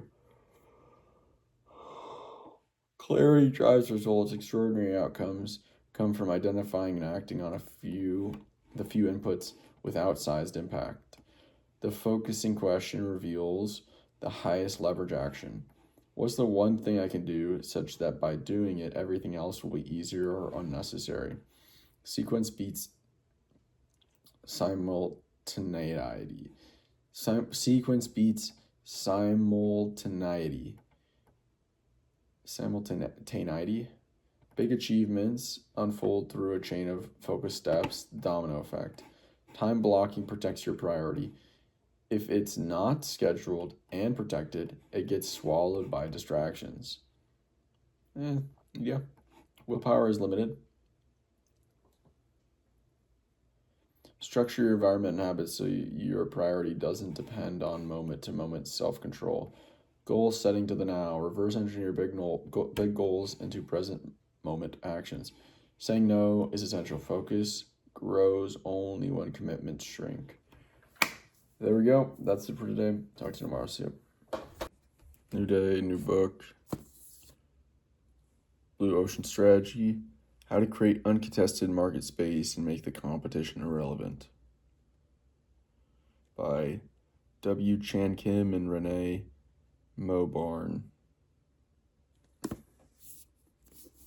Born. In this perennial bestseller, embraced by organizations and industries worldwide, globally preeminent management thinkers W. Chan Kim and Renee Moborn challenge everything you thought you knew about the requirements for strategic success. Recognized as one of the most iconic and impactful strategy books ever written, Blue Ocean Strategy, now updated with fresh content from the authors, argues that cut-through a competition results in nothing but a bloody red ocean of rivals fighting over a shrinking profit pool. Based on a study of 150 strategic moves spanning more than 100 years across 30 industries, the authors argue that lasting success comes not from battling competitors, but from creating blue oceans, untapped new market spaces ripe for growth. Blue Ocean Strategy presents a systematic approach to making the competition irrelevant and outlines principles and tools any organization can use to create and capture their own blue oceans. This expanded edition includes a new preface by the authors, Help My Ocean is Turning Red updates on all cases and examples in the book, bringing their stories up to the present time, 2 chapters, and an expanded third one, alignment, renewal, and red ocean traps, that address the most pressing questions readers have asked over the past 10 years. A landmark work that upends traditional thinking about strategy, this best-selling book charts a bold new path to winning the future. Consider this your guide to creating uncontested market space and making the competition relevant.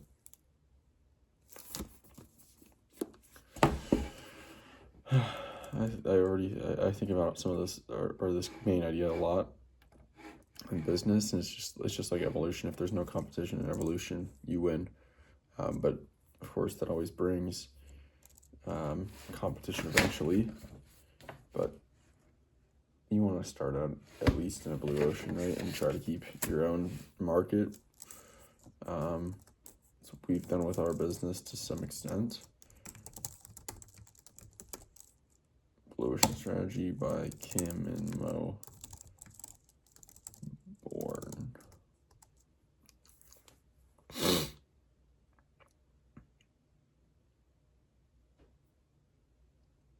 All right. 80-20 core of the book, value innovation, right? Innovation is a big thing too. Red versus blue ocean, strategic moves, non-customers, and the tools that drive uncontested market space. What is the central goal of a blue ocean strategy? To outperform rivals through incremental efficiency improvements, to reduce costs by matching competitor features closely, to increase uncontested market space through value innovation. There you go. Blue ocean strategy is built on the idea of value innovation, creating a leap in value for buyers while simultaneously lowering costs. Instead of battling rivals in red oceans, the goal is to make competition irrelevant by opening new, uncontested space. What best describes the difference between a red ocean and a blue ocean? Red oceans focus on winning existing demand, while blue oceans focus on creating new demand. Red oceans rely on technological breakthroughs, while blue oceans avoid new technology. Definitely not. Red oceans aim for high differentiation only, while blue oceans aim for cost efficiency only. Definitely not. Red oceans prioritize niche markets, while blue oceans prioritize mass markets at standardization. Definitely not. It's got to be red oceans focus on winning existing demand, while blue ocean focus on creating new demand. In red oceans, companies fight over a fixed pool of existing customers. In blue oceans, firms reshape that demand by attracting non-customers and redefining value, which is why the competition becomes irrelevant. What is the primary purpose of the 4 actions framework? Eliminate, reduce, raise, create. Eliminate, reduce, raise, create. To benchmark an organization's performance against top competitors. To analyze industry costs without altering the value proposition. To reconstruct buyer value by shifting with factors the industry competes on. To optimize internal operations before designing external strategy. I don't know, maybe that? Not quite yet, didn't make sense. Anyway, I also am thinking, why create new demand when you can just capture old demand but offer a new solution? I think that's partially blue ocean, right? Offer solutions that don't exist yet, but that capture existing demand. Potentially. Sounds very expensive to create new demand. I'll just say that. So our current business captures the existing demand, but redefines user value and offers a solution no one else offers. The 4 actions framework is not about internal optimization. Its core purpose is to reconstruct buyer value by questioning the industry's assumptions, deciding which factors to eliminate, reduce, raise, and create to break the value cost trade-off. To reconstruct buyer value by shifting which factors the industry competes on. Yeah, I said with factors. That's why I didn't get it. Why does Blue Ocean Strategy emphasize targeting non-customers? Because non-customers offer predictable buying patterns that stabilize strategy. Definitely not. Because non-customers often reveal hidden demand that competitors overlook. Yeah. Non-customers reveal where the industry assumptions are too narrow. By understanding why they don't buy, a firm can uncover new demand, design offerings that break from industry logic, the core principle of creating blue oceans. What role does a strategy canvas play in blue ocean strategy? It forecasts industry profitability over the next business cycle. It maps competitor cost structures to determine pricing constraints. It visually compares value curves to reveal industry assumptions and opportunities. It identifies regulatory barriers that must be removed before innovating. It visually compares value curves to reveal industry assumptions and opportunities. The strategy canvas is the book's central diagnostic tool. It reveals where competitors converge, where value is over and underserved, and where a new value curve could redefine the market. It helps teams see the red ocean so they can design a blue one. What is value innovation primarily about? Improving operational efficiency to match industry leaders? Definitely not. Achieving higher value for buyers while lowering the company's cost structure? I would say that. Value innovation is the engine of blue ocean strategy. It rejects the belief that a firm must choose between differentiation and low cost. Instead, it seeks a simultaneous leap in buyer value and cost savings. The move that opens uncontested market space. Why do Kim and Mo warn against focusing too heavily on competitors? Because monitoring competitors tends to inflate marketing budget. Because competitor-focused strategies keep companies trapped within existing industry boundaries. Yep. A competitor-focused mindset keeps firms anchored in the same assumptions, the same value factors, and the same fight for existing demand. Blue ocean strategy pushes companies to look outside current boundaries at alternatives, non-customers, and new value drivers. What is a key reason blue ocean strategy stresses strategic sequencing? To ensure new offerings follow the order of competitor product launches, to scale innovation before determining buyer value, to test price, cost, and adoption logic in a sequence that reduces risk.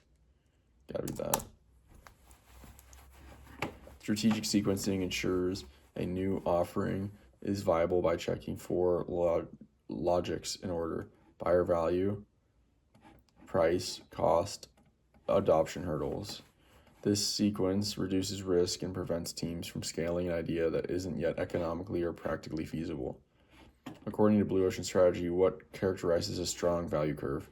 It closely matches the industry average to ensure predictable performance. It allocates resources evenly across all competing factors. It diverges sharply from competitors in a focused and distinctive pattern. It maximizes the number of features offered to appeal to every customer segment. It diverges sharply from competitors in a focused and distinctive pattern. Strong value curve is focused, distinctive, and divergent. Instead of matching industry norms or adding more features, it highlights a few factors that truly matter and break away from competitors' patterns. The visual signature of a blue ocean move. Why do Kim and Mo Bourne emphasize tipping point leadership? Because major strategic change requires overwhelming investment in incentives. Because small, concentrated actions at key leverage points can unlock large organizational shifts. It's got to be that. Tipping point leadership focuses on unlocking disproportionate impact with limited resources by targeting key influencers, removing critical blockers, and concentrating energy where it matters most. Leaders can drive rapid strategic change without massive budgets. All right, here's the 80-20 summary of Blue Ocean Strategy. The key insights that explain most of the book's logic. Value innovation, the core mechanism. Break the trade-off between differentiation and cost. Create a leap in buyer value while cutting costs. This is what creates a blue ocean. Red versus blue oceans. Red ocean, crowded, competitive, demand is fixed. Blue ocean, uncontested, created through redefining value and attracting non-customers. Tools for seeing strategy clearly. Strategy canvas visualizes current industry logic. 4 actions framework. ERRC, eliminate, reduce, raise, create to redesign value. 6 paths framework, look beyond existing boundaries to find new space. Focus on non-customers, they hold the secret to new demand. Their barriers reveal hidden opportunities. Strategic sequencing. Check value, price, cost, adoption to ensure a clear and viable blue ocean move. Organizational execution. Tipping point leadership and fair process help the organization embrace the change. All right, that's it for now. Blue Ocean Strategy. I'll talk to you later. The Innovator's Dilemma by Clayton Christensen. When new technologies cause great firms to fail.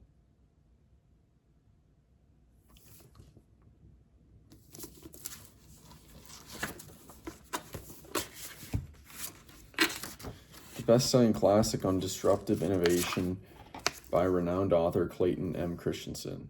His work is cited by the world's best-known thought leaders from Steve Jobs to Malcolm Gladwell. In this classic bestseller, one of the most influential business books of all time, innovation expert Clayton Christensen shows how even the most outstanding companies can do everything right, yet still lose market leadership. Now, with a foreword by Mark Benioff, the co-founder and CEO of Salesforce, Christensen explains why most companies miss out on new waves of innovation. No matter the industry, he says, a successful company with established products will get pushed aside unless managers know how and when to abandon traditional business practices, offering both successes and failures from leading companies as a guide. The Innovator's Dilemma gives you a set of rules for capitalizing on the phenomenon of disruptive innovation, sharp, cogent, and provocative, and consistently noted as one of the most valuable business ideas of all time. The Innovator's Dilemma is the book no manager, leader, or entrepreneur should be without. All right, let's do it.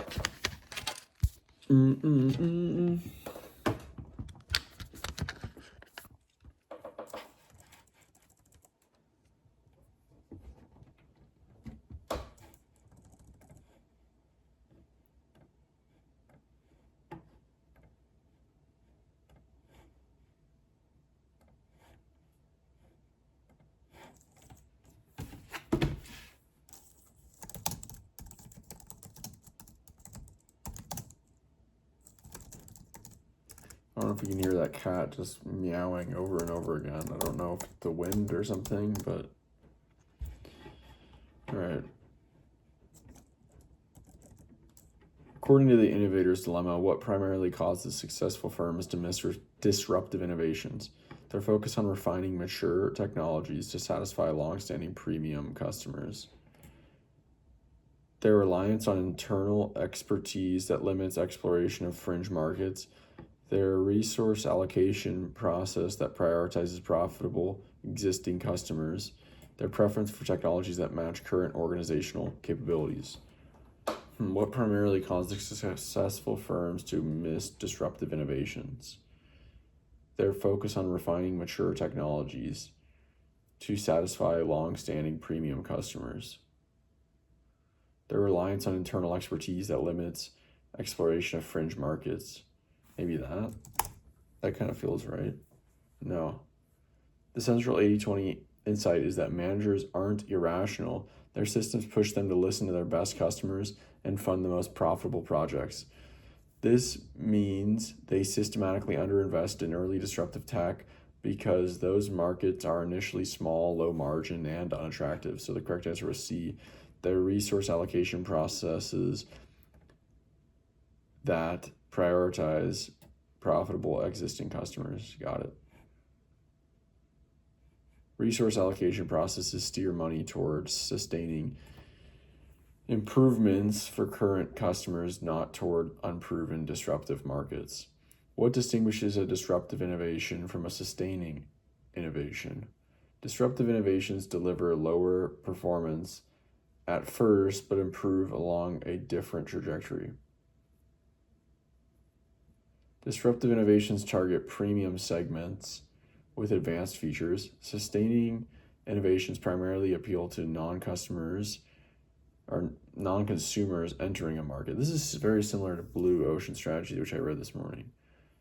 non-consumer versus consumer, etc. Sustaining innovations reduce margins while expanding market boundaries.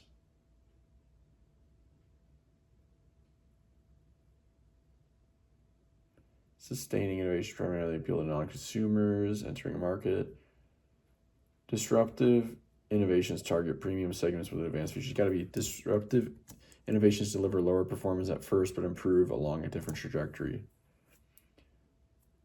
Disruptive innovations initially look worse on the performance metrics incumbents care about, but they improve along a different trajectory that eventually overtakes mainstream needs. This performance trajectory mismatch explains why incumbents rationally ignore them until it's too late. Why do market leaders struggle to pursue disruptive technologies even when they can technically build them? Because disruptive technologies require unusually high R&D investment early on. I'm going to say yeah.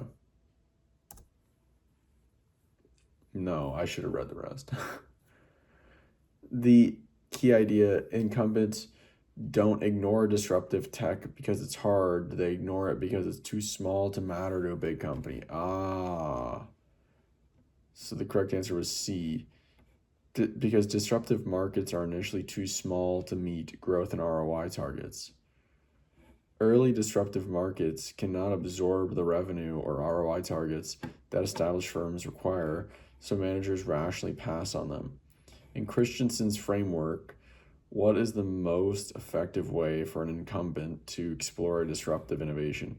Integrate the project into the core business to leverage existing resources. Create a small autonomous unit with freedom to target new or low-end markets. Partner with existing customers to co-develop specifications. Focus on improving sustaining technologies to maintain market share while observing disruptors.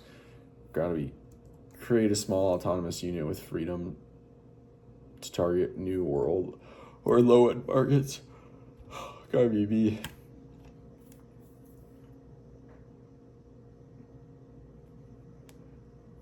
Yeah.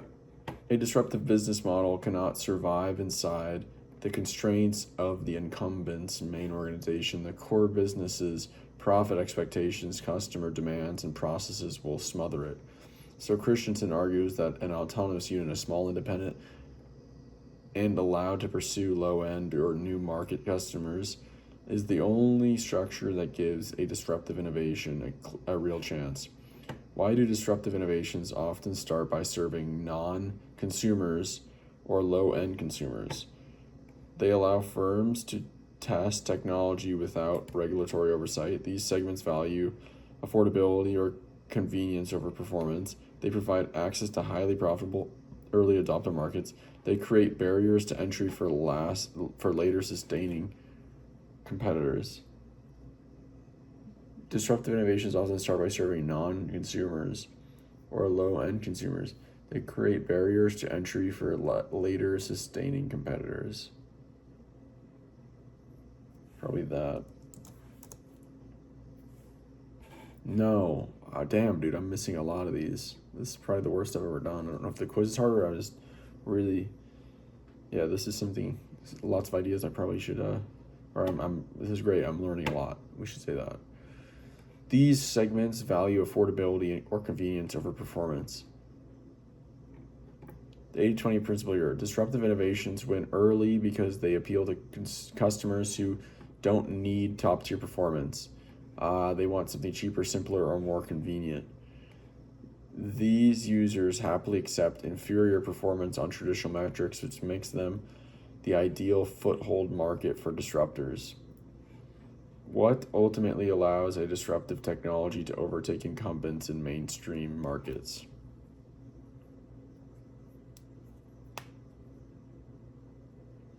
Its performance trajectory eventually becomes good enough for the mass market. Its cost advantage forces incumbents to license the technology. Its early adopters provide feedback that shapes premium tier features. Its entry into niche markets creates regulatory advantages over incumbents. Its performance trajectory eventually becomes good enough for the mass market. A disruptive innovation doesn't need to surpass the old technology on every dimension. It simply needs to reach good enough performance on mainstream criteria. Once it does, its advantages, lower cost, new business model, convenience, make it overwhelmingly attractive. This good enough threshold is the tipping point that flips market leadership. According to Christensen, what is the fundamental reason managers fail to act on early signs of disruption?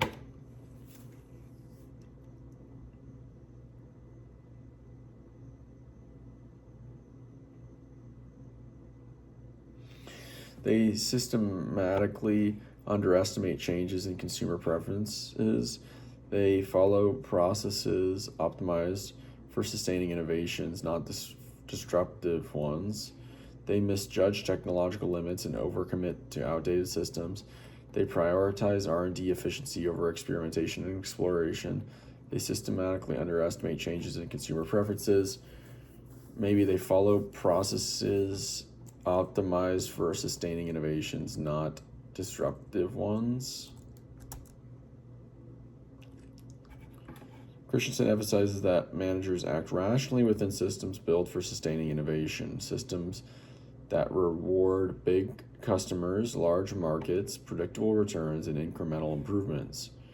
These very processes make them structurally incapable of nurturing disruptions. Which of the following best captures the dilemma in the innovator's dilemma? Firms must choose between short-term profits and long-term market survival. Firms must invest heavily in either sustaining or disruptive technologies, but not both. The actions that make a company successful also make it vulnerable to disruption. That's got to be it. The very practices that make firms excellent at sustaining innovation, listening to their best customers, optimizing for high margins, allocating resources to large markets, are the same practices that cause them to miss or reject disruptive innovations. Success creates processes that later become blinders. In Christensen's model, what is the most reliable early indicator that a technology might become disruptive? It performs poorly on mainstream metrics but excels on new dimensions of value. That's probably it. It is adopted by industry experts who influence future standards. It rapidly gains regulatory approval in emerging markets. It demonstrates superior profitability in its initial niche. I would say it performs poorly on mainstream metrics but excels on new dimensions of value.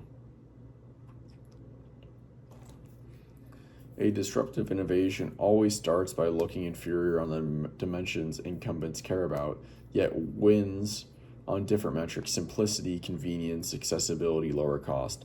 Excelling on these new dimensions of value is the strongest early signal that the technology might climb a different performance trajectory and eventually reshape the market. How should incumbents think about the customer of a potential disruptive innovation? As early adopters whose needs will soon match those of mainstream customers, as marginal users whose feedback is less valuable than that of core customers, as a distinct group whose priorities require a different business model, as temporary markets that help fund development for premium segments. Probably as early adopters whose needs will soon match those of mainstream customers. No. The correct answer is C. So the question is, how should incumbents think about customers of a potential disruptive innovation? As distinct group whose priorities require a different business model. Interesting. Disruptive innovations serve customers whose needs are fundamentally different from the incumbents' mainstream customers. They care about affordability, convenience, or accessibility, not premium performance. That means you cannot treat them as a stepping stone to the mainstream or use the same business model to serve them. Okay, here's the 80-20 takeaway. Disruption starts in markets incumbents don't care about. Early customers want convenience or lower cost, not top-tier performance, making the market unattractive to leaders.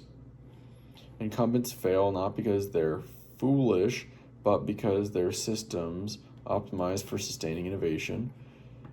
Processes reward big margins, big customers, and big markets, the opposite of what early disruption requires. Disruptive innovations improve along a different trajectory. They begin worse on traditional metrics, but eventually become good enough, triggering the flip to mainstream adoption. The core organization cannot nurture a disruptive business model. Successful pursuit requires small, autonomous units freed from incumbent expectations. The dilemma. The very habit that make firms great also make them vulnerable. Listening to best customers, chasing margins, optimizing efficiency.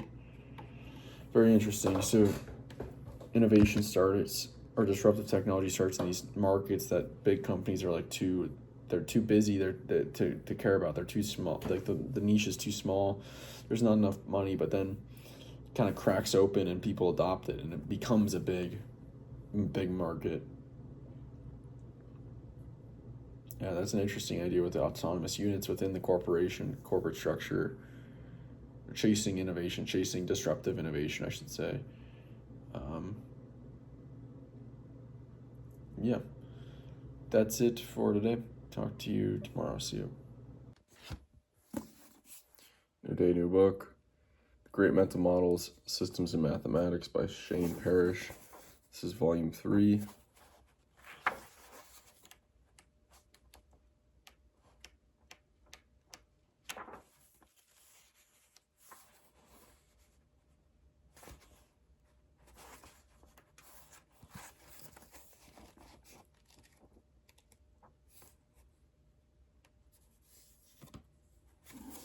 All right.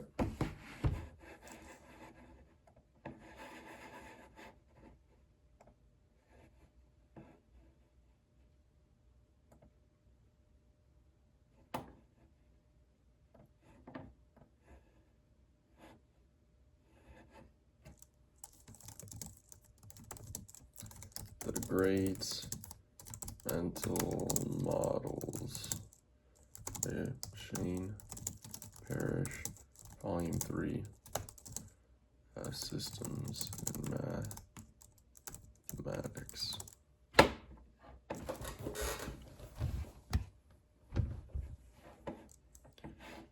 Okay, as a clear 80-20 core, how systems behave, why simple rules create complex outcomes, and how mathematical thinking helps us reason about dynamics, scale, probability, and change.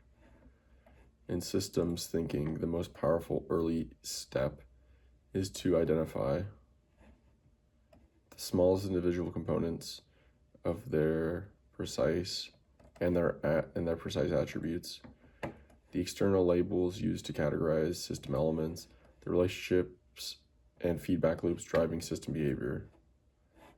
It's gotta be that, right?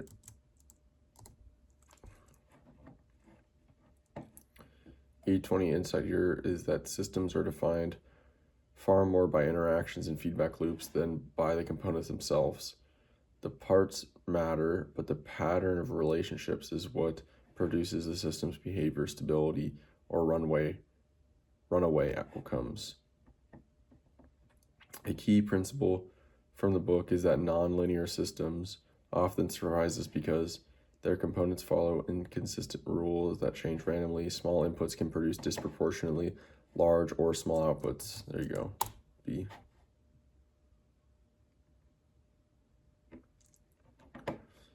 That the idea is that nonlinearity breaks intuition. Small actions can create big consequences, and big actions can create small ones. This explains why systems often behave in unexpected ways and why linear prediction frequently fails.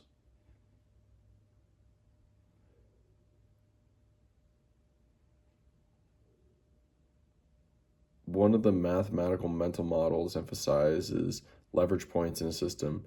These are best described as locations where adding more components increases structural symmetry, places where minor adjustments shift overall system behavior significantly. B, right there. The 80-20 principle behind leverage points is that systems don't respond equally to all interventions.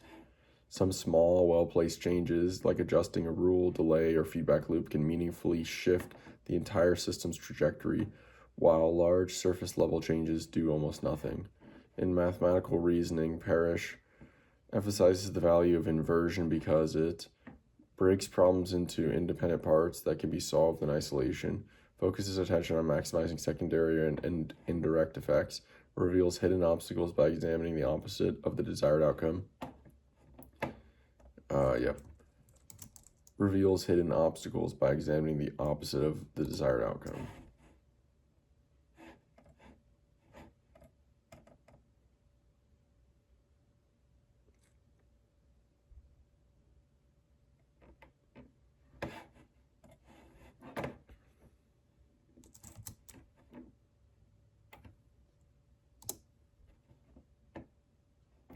The core idea of inversion is that looking at the opposite of what you want, how to fail, what would break the system, or what outcomes to avoid, often reveal the clearest path forward. It simplifies complexity by exposing constraints and hidden failure modes.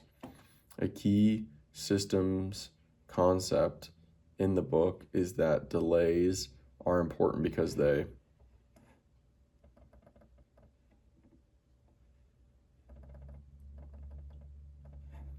make systems easier to model and using linear equations. A key systems concept in the book is that delays are important because they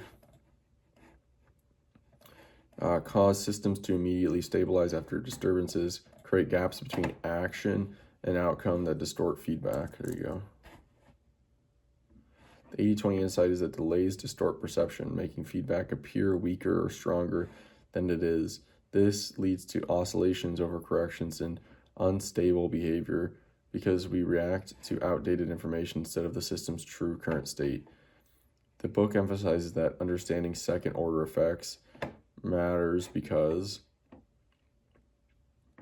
most systems only respond to initial actions and ignore follow-up on changes.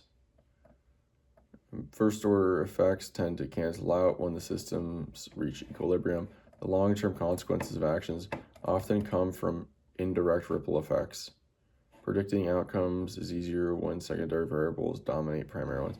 The long-term consequences of actions often come from indirect ripple effects.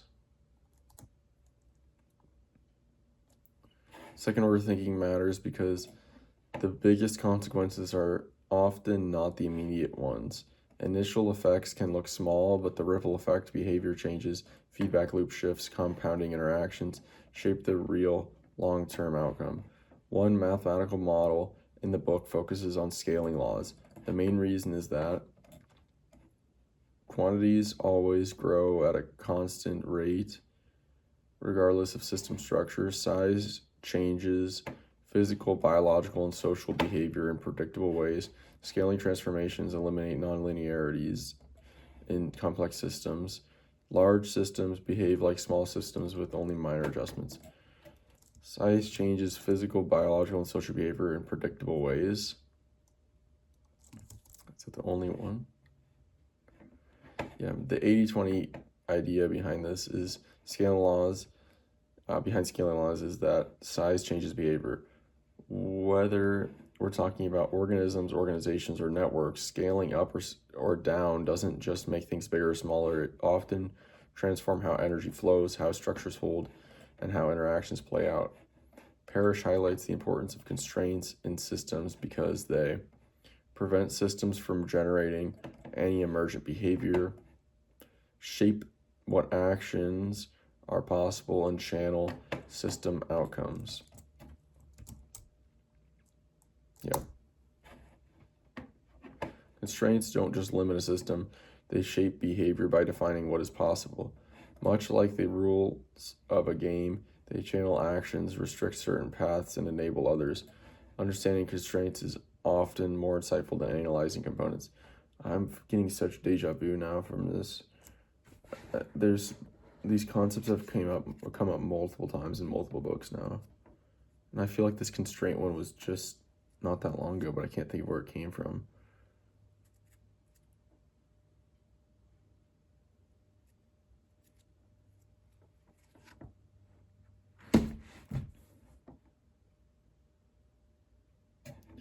The book presents probabilistic thinking as essential because it helps us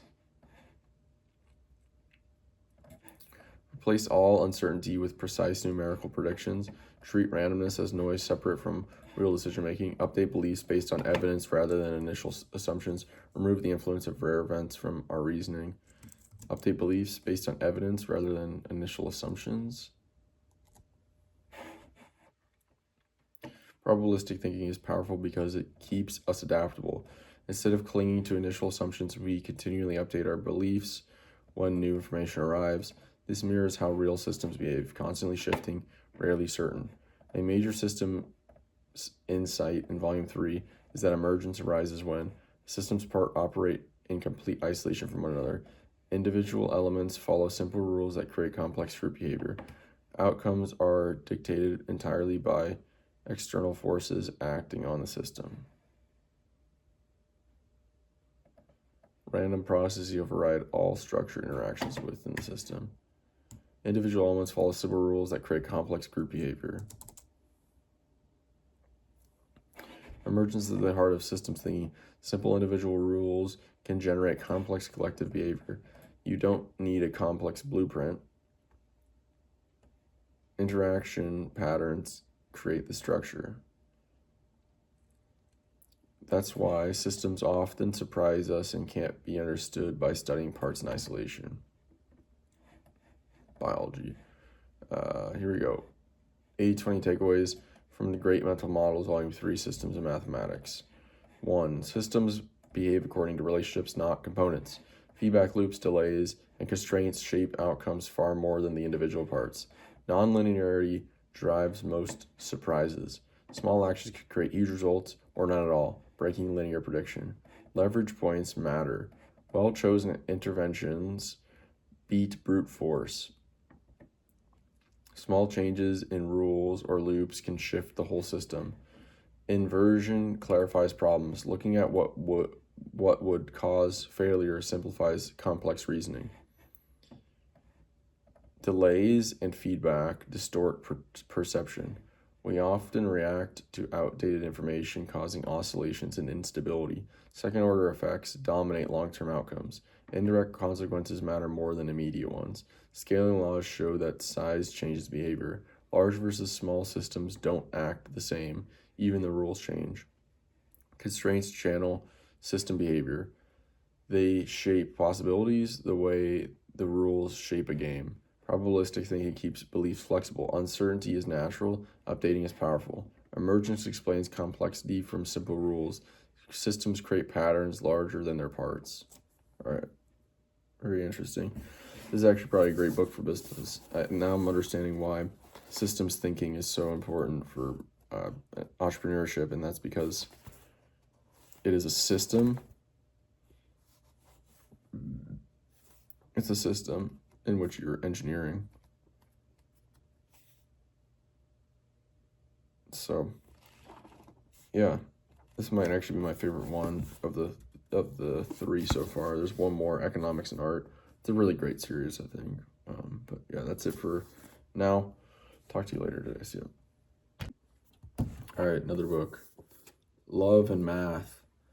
The Heart of Hidden Reality by Edward Frankel. I believe I got this book. This guy was on Lex Friedman podcast and got it quite a long time ago. Never read it though.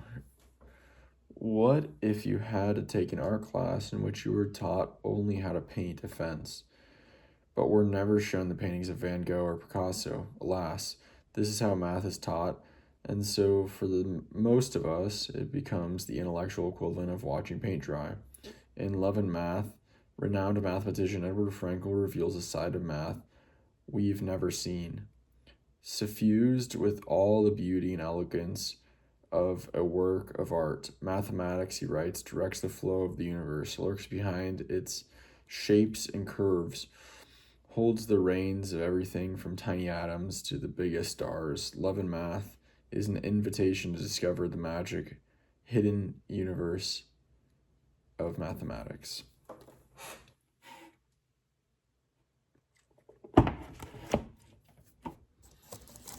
Let's do it.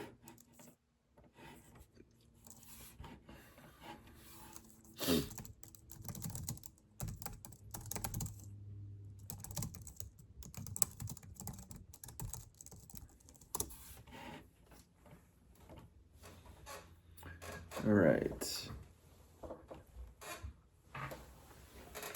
Love and Math presents a handful of big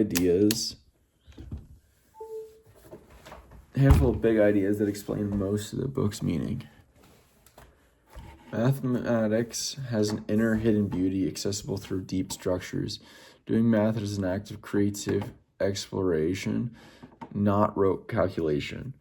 Symmetry and patterns, like those in the Langlands program, unify seemingly distant areas. Barriers to mathematical understanding are cultural, not intellectual. Sharing math is an act of connection, a kind of love. All right. What core message does Frankl emphasize about the nature of mathematics? Mathematics is mainly a tool for solving routine quantitative problems. Mathematics is a creative pursuit that reveals hidden structures beneath the surface. Yeah, B. Frankl's 80-20 point is that math is an act of creative discovery, a way to see hidden patterns and deep structures, much like appreciating a work of art from the inside. Most of the book's message flows from this idea that the true essence of mathematics is beauty, not rote calculation. In Love and Math, why does Frankl describe the Langlands program as a kind of grand unified theory of mathematics? Because it replaces all existing branches of mathematics with a single new method, because it proposes connections between distant areas by linking their underlying structures, because it provides formulas for solving any equation in elementary arithmetic, because it focuses on classifying all known geometric shapes using a single principle, probably because it proposes connections between distant areas by linking their underlying structures. The Langlands program is central to the book because it connects seemingly unrelated mathematical worlds, number theory, geometry, representation theory, through shared underlying structures. This unifying power is the 80-20 engine behind Frankl's fascination with it. Frankl argues that many people feel alienated from mathematics primarily because math is inherently too abstract for most people to grasp. Cultural attitudes and poor education hide math's creative and beautiful side. Only individuals with exceptional logical abilities can engage meaningfully with math. Mathematical ideas have limited relevance outside of academic research. Cultural attitudes and poor education hide math's creative and beautiful side. Frankl stresses that the barrier isn't intelligence, it's presentation. When math is taught as mechanical procedures instead of meaningful structures, people miss the beauty and feel excluded. The cultural framing explains most of the gap between the public and the mathematical world. In the book, Frankl's comparison of mathematics to love serves mainly to illustrate that both require strict rules and precise definitions to function. Both are best pursued privately and rarely shared with others. Both involve deep engagement, vulnerability, and a search for meaningful connection. It's got to be that, right? Frankl uses the metaphor intentionally. Both love and mathematics ask for curiosity, openness, and willingness to explore something deeply meaningful. This parallel helps readers see math not as cold or mechanical, but as an intimate encounter with beauty. According to Frankl, what makes advanced mathematics feel like exploring a hidden world? Its concepts are inaccessible without advanced technology. Its structures aren't visible in everyday life, but become clear through abstract reasoning. Its results are kept secret by a small group of specialists. Its discoveries are mostly accidental rather than systematic. Exploring a hidden world, its structures aren't visible in everyday life, but become clear through abstract reasoning. The hidden world theme is central. Advanced math reveals structures that aren't directly visible but become crisp and interconnected through abstraction. This part of the book's core 80-20 message. This is part. Math lets us see realities beneath the surface. Frankel emphasizes that participating in mathematics is like entering an ongoing conversation because mathematicians debate the personal beliefs of past researchers. Each new idea builds on previous work, extending shared structures over time.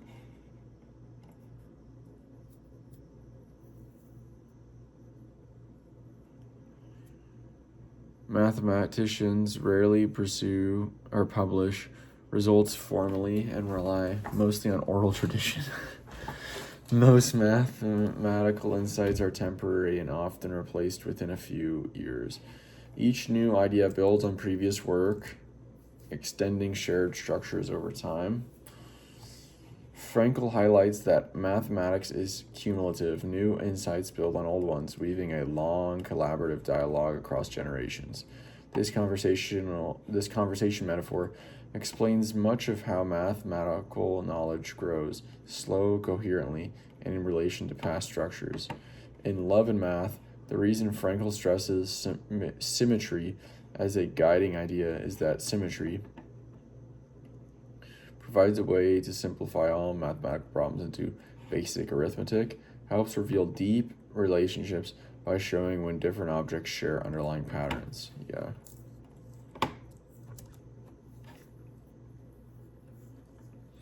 Symmetry is one of the book's central big levers. It exposes when very different objects are secretly structured the same way. That shared structure is exactly what allows the Langlands program and other deep theories to unify distant branches of mathematics. Frankel argues that learning advanced mathematics is most similar to learning a new language because it requires memorizing long lists of rules and translations. It allows communication only within a small circle of specialists. It provides new concepts and structures that let you perceive ideas you couldn't see before. All right, well, that's it then. Never mind. Oh, it is. Throughout the quiz, you consistently identified the central 80-20 ideas of Love and Math. Here's a concise summary of the essential takeaways, the few ideas that explain most of the book's meaning. Math is an inner world of beauty. Frankel's core message is that mathematics isn't about rote calculation, but about discovering deep patterns and elegant structures. The Langlands program is a unifying bridge. It connects distant areas of math by revealing shared underlying architectures, illustrating the coherence of mathematical reality. The real barrier to math is cultural, not intellectual. Misleading education and stereotypes hide math's creative side, making people feel excluded for something inherently human. Mathematics is a deeply personal, creative act. Like love, it involves vulnerability, curiosity, and a search for connection with ideas, with people, and with truth. Abstraction reveals hidden worlds. Advanced math lets us see structures invisible to the naked eye, unveiling a reality beneath the surface. Mathematics grows as a long conversation. Each generation builds on earlier insights, extending and refining a shared understanding. Symmetry and patterns are guiding principles. They act as signposts, showing when different objects or theories share an underlying unity. Learning math is like learning a new language.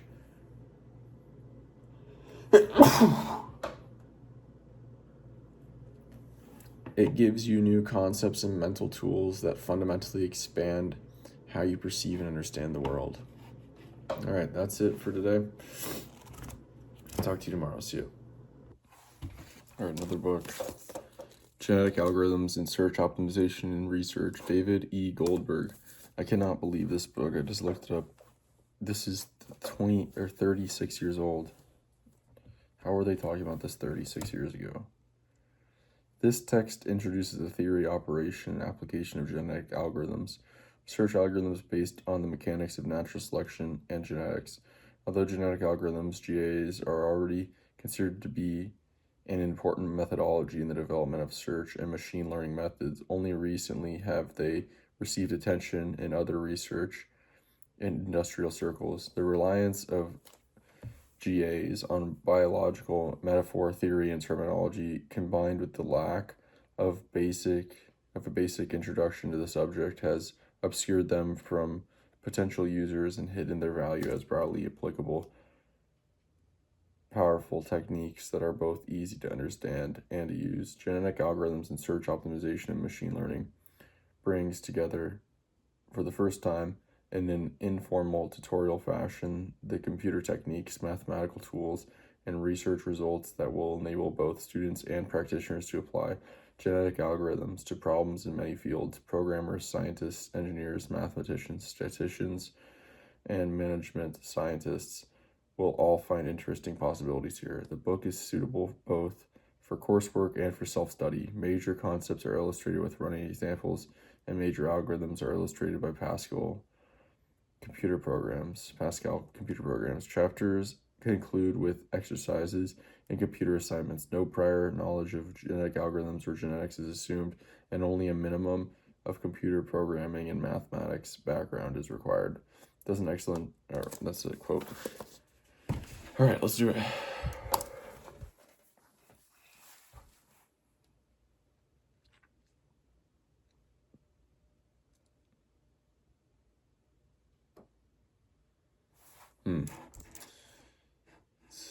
My computer's like frozen. Here we go. All right. I'll focus on the core mechanisms that explain most of how GAs work: representation, selection, crossover, mutation, schema theory, implicit parallelism, building blocks, and GA dynamics. Which feature best explains why genetic algorithms can efficiently explore large, complex search spaces? Their reliance on deterministic hill climbing steps, their use of population-based sampling of diverse candidate solutions. I would say, yeah.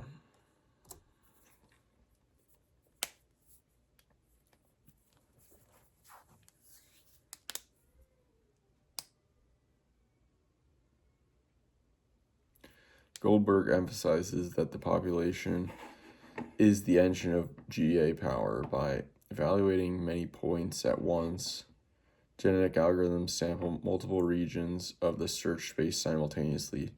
This is what makes implicit parallelism, schema survival, and building block mixing possible.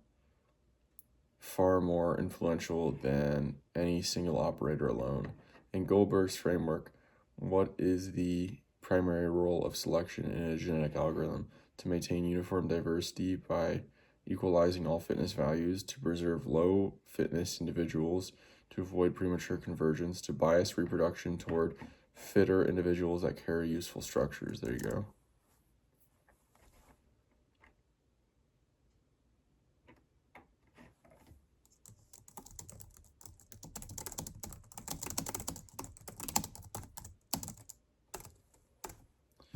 Selection is the GA's directional force. Goldberg frames it as the mechanism that amplifies above average building block schemata so they appear more often in future generations. Without this bias, crossover and mutation would just shuffle noise. With it, useful structures accumulate and mix.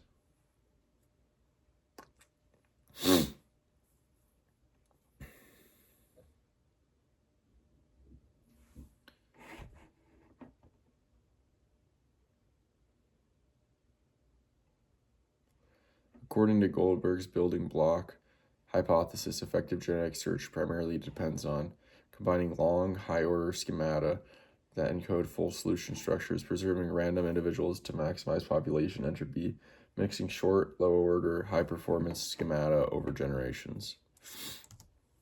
That sounds right to me.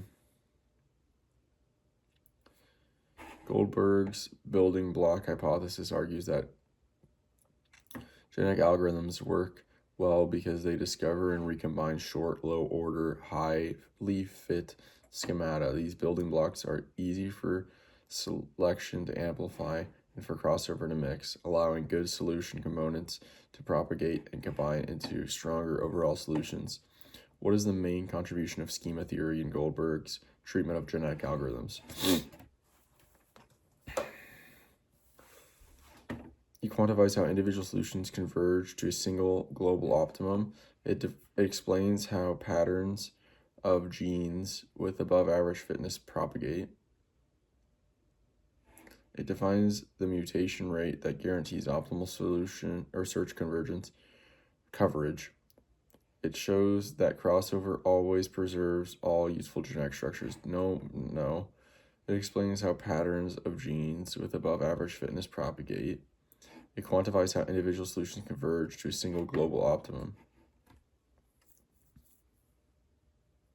It's either A or B. Quantifies how individual solutions converge to a single global optimum? I don't know. No, it was B, wasn't it?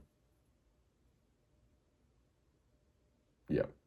Schema theory is not about individual solutions converging. Instead, Goldberg uses schema theory to show how patterns, schemata, not whole solutions, change in expected frequency over time. This provides a mathematical explanation for why building blocks with above average fitness tend to grow in the population.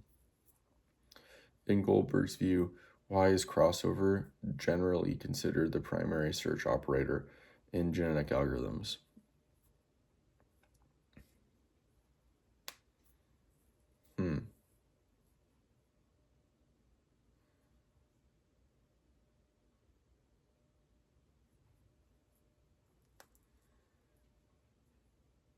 Why is crossover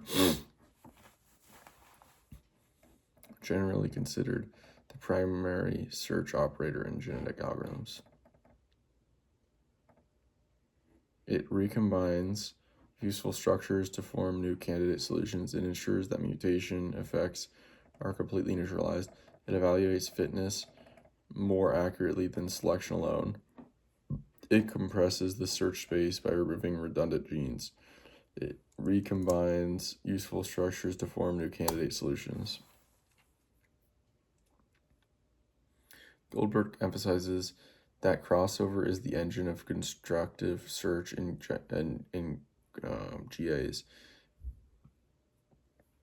Its main purpose is to recombine useful schemata building blocks from different individuals, allowing stronger solutions to form from partial strengths already discovered in the population. According to Goldberg, what is the main purpose of mutation in a standard genetic algorithm?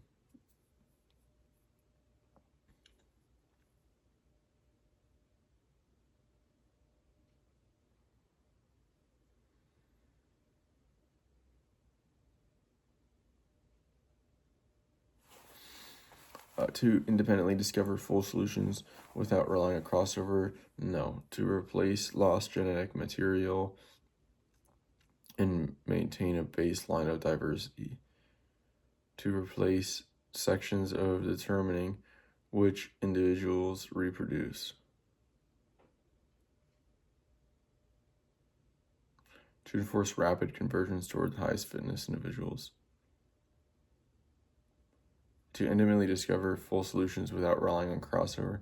To restore lost genetic material and maintain a baseline of diversity. Yeah, baseline of diversity.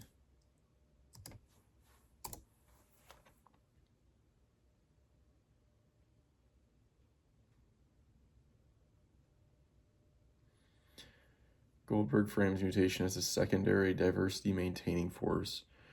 Its job is not to find solutions on its own, but to reintroduce lost alleles and prevent the population from collapsing into uniformity.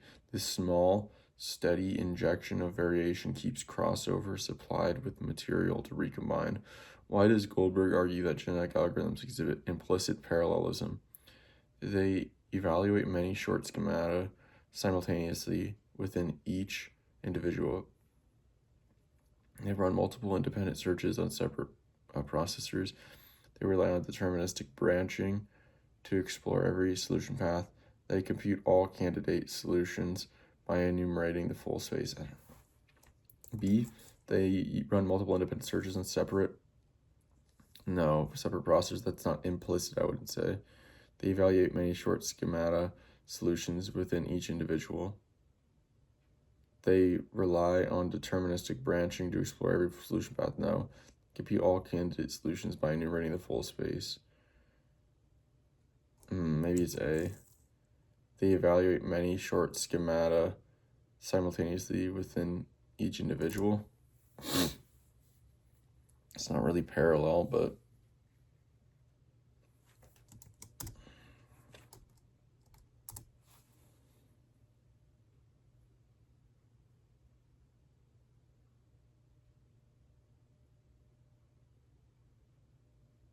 yeah, it is A. Implicit parallelism refers to the GA's ability to sample and process many schemata at once. But the reason is slightly different from each individual evaluating from, no, it got it wrong. Goldberg argues that genetic algorithms are particularly effective on problems that can be decomposed into interacting building blocks that can be recombined, require evaluating every point in the search space to ensure coverage, depend on deep local search around a single promising region, involve deterministic rule-based transformations of solutions, can be decomposed into interacting building blocks that can be recombined.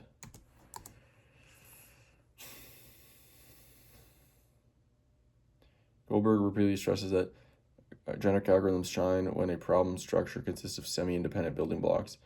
When good partial structures exist and can be recombined, crossover and selection can exploit them efficiently. This decomposability is the foundational assumption behind the building block hypothesis.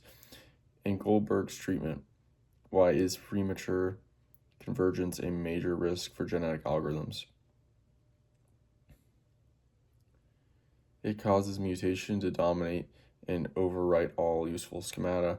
It reduces population diversity before adequate building blocks combine, probably that.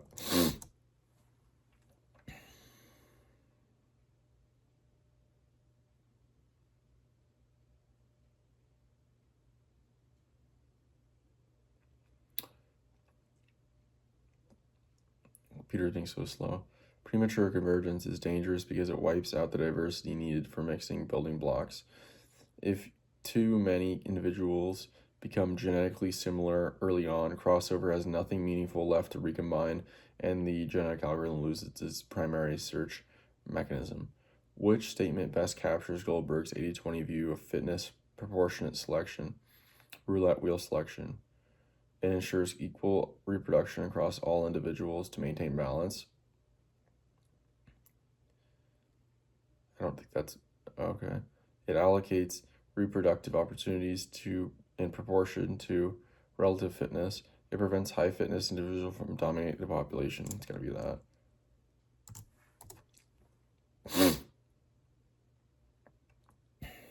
No?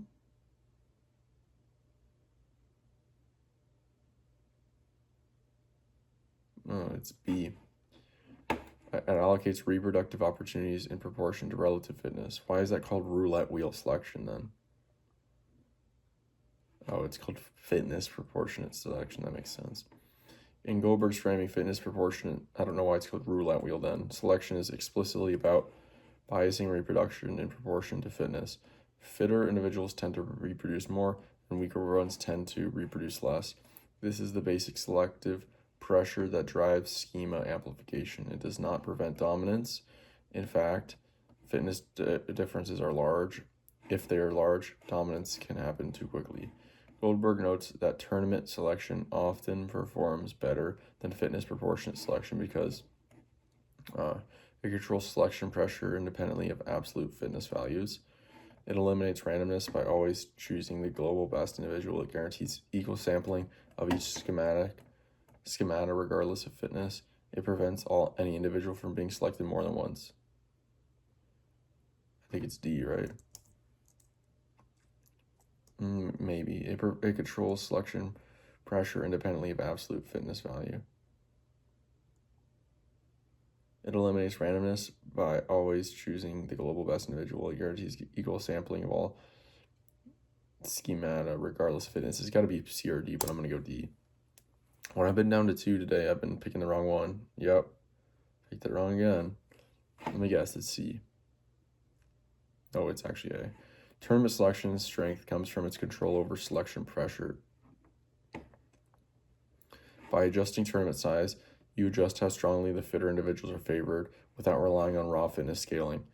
Did it say scaling? Okay. This makes it robust and simple compared to roulette wheel selection, which is sensitive to fitness magnitude.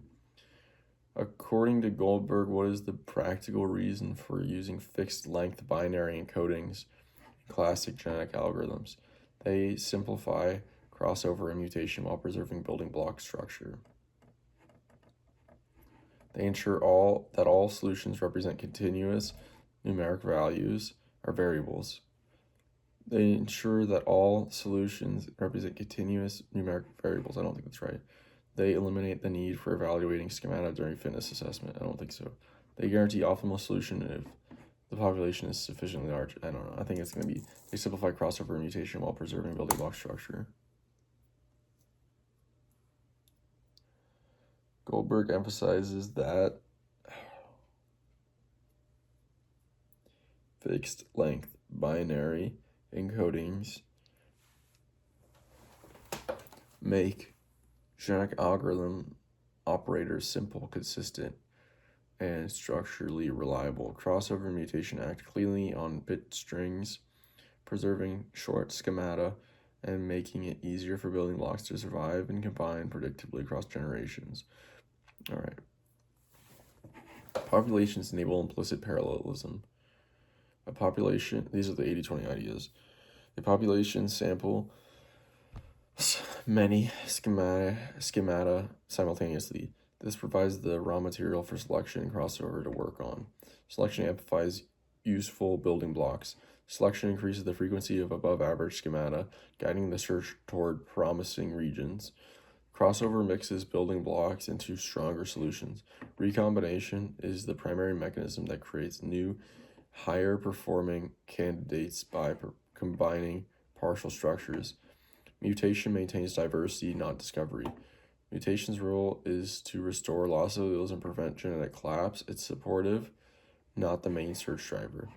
Building block hypothesis. Effective GA performance depends on decomposable problems where short, low-order schemata can be combined over generations.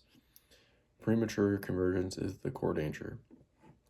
Losing diversity too early stops crossover from functioning, undermining the GA entirely. Representation matters. Fixed length binary encodings preserve schemata using genetic operators and make the building block dynamics trackable.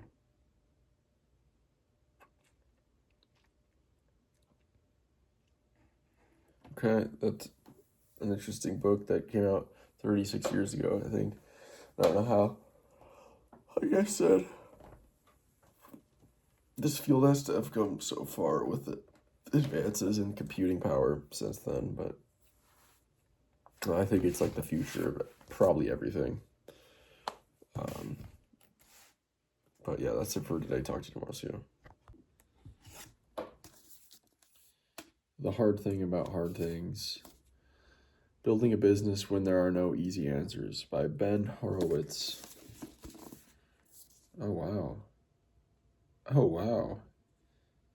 Oh, wow. He's got Mark Zuckerberg quote, Larry Page quote, and a Peter Thiel quote.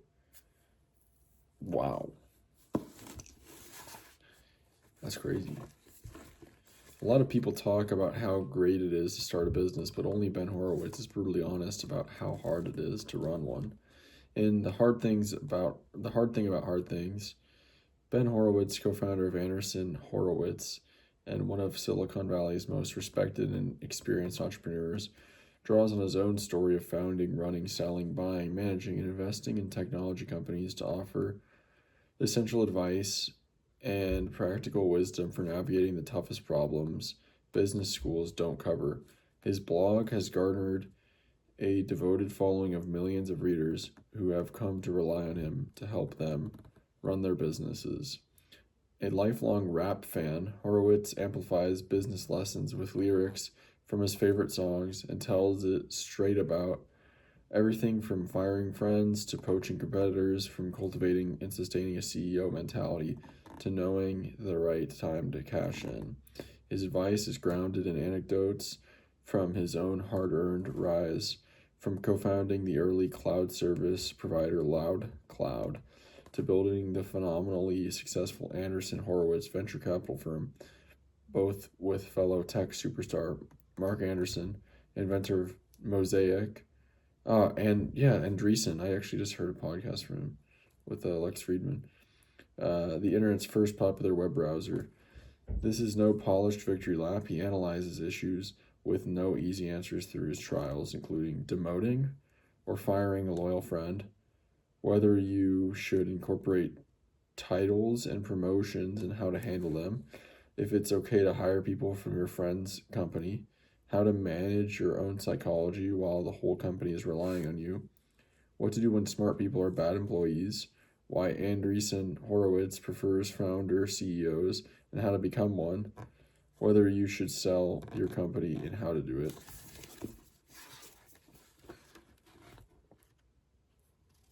Filled with Horowitz's trademark humor and straight talk, and drawing from his personal and often humbling experiences, The Hard Thing About Hard Things is invaluable for veteran entrepreneurs as well as those aspiring to their own ventures.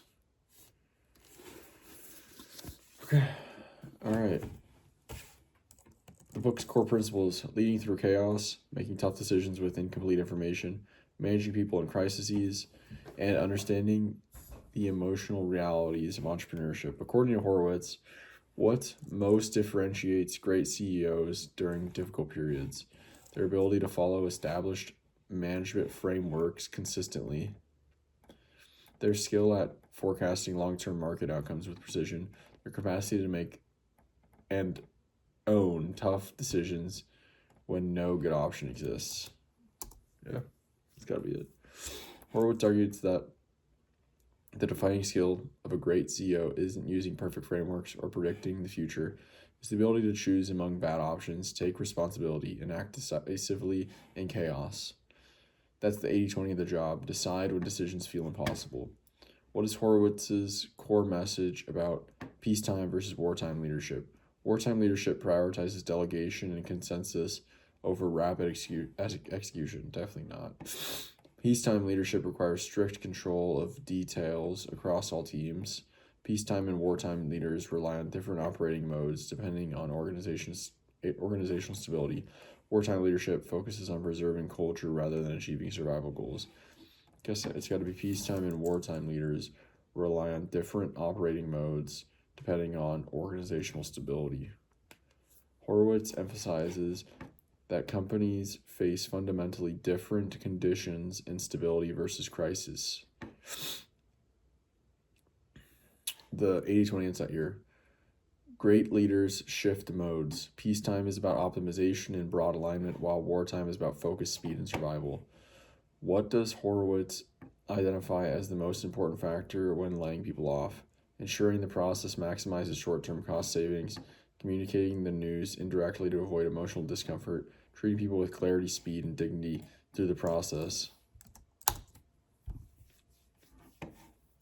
Horowitz stresses that layoffs are leadership's responsibility, and the crucial principle is to act quickly, communicate directly, and treat people with respect. The 80-20 insight, mishandling the human element creates fear and destroys trust far more than the financial loss itself. According to the book, what is the CEO's most essential job when the company is struggling? Shielding employees from all information to keep morale high, setting the single most important priority and aligning the company around it, optimizing internal processes before addressing external threats, expanding product lines to diversify revenue sources, probably setting the single most important priority and aligning the company around it. Horowitz argues that in chaos, the CEO's highest leverage action is to identify the one priority that matters most and get everyone focused on it. The 80-20 idea, concentration of effort beats trying to fix everything at once. Why does Horowitz say that there are no silver bullets in building a company? Because competitors usually copy breakthrough ideas immediately, because sustainable progress comes from many small, consistent actions rather than one dramatic move. I'm gonna guess that. Yep. Horowitz's point is that companies win through relentless compounding effect, the accumulation of small, gritty improvements. The 80-20 principle here, depending on one magic move, is far riskier than consistently making many good ones. Horowitz emphasizes the importance of a CEO being the keeper of the story. What does this mean primarily? It's got to be about company culture, crafting a polished narrative for external market campaigns. No, ensuring employees know exactly why the company exists and where it's going. Probably that, yeah.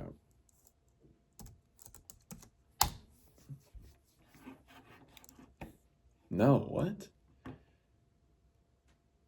Oh yeah, I just typed the wrong answer. I meant to say that, yeah, B.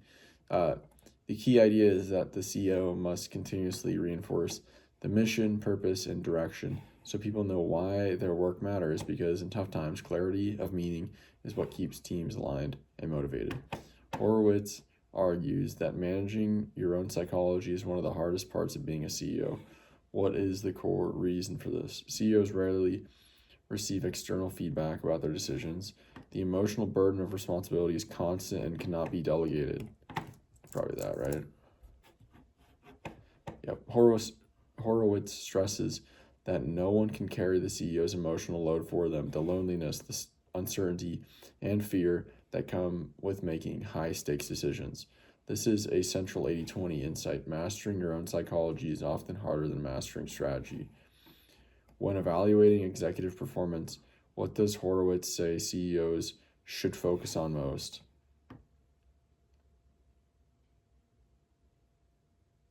Personal charm and cultural likability, team loyalty, and number of hours worked. The results the executive delivers relative to the expectations of the role. Probably that, right?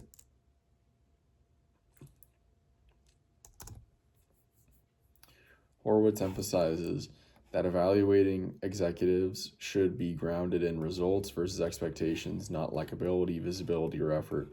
The 80-20 clear standards and outcomes prevent politics from dominating performance assessment. In Horowitz's view, what is the primary purpose of training within a company? To create uniform behavior across all departments, to reduce dependence on experienced hires, to ensure people know how to execute the CEO strategy correctly, to prepare employees for future roles outside of the company, probably to ensure people know how to execute the CEO strategy correctly. No. Yeah, it was. Horowitz frames training as the mechanism that ensures the strategy gets executed properly throughout the organization, but specifically because people understand the skills and processes required to perform well, not because they're following the CEO style. Ensuring people know how to execute the strategy correctly. According to Horowitz, why is hiring for strengths more effective than hiring for lack of weaknesses? Because strong candidates adapt quickly to any role without support. Because exceptional strength create outsized impact while minor weakness rarely determine outcomes. Horowitz argues that great strengths move the needle, while most weaknesses are manageable or irrelevant in high performance roles. The 80-20, a single standout capability is often more valuable than an entirely well-rounded candidate. Okay, here we go. Overall summary, core principles. Here are the few big ideas that explain most of the book. Leadership is defined in chaos, not calm. Great CEOs make hard decisions, own the outcomes, and stay decisive even when no option looks good. Peacetime versus wartime leadership are different skill sets. You must adapt your style to the environment. Optimization in peace, survival, and focus in war. People matter most in hard moments. Layoffs, communication, and morale require speed, honesty, and dignity. The CEO's job is extreme prioritization. Identify the single most important thing and get the whole company aligned behind it.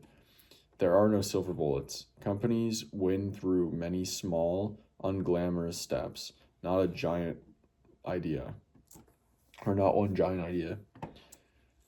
Storytelling drives alignment. Employees must understand the mission, purpose, and direction at all times. Managing your own psychology is part of the job.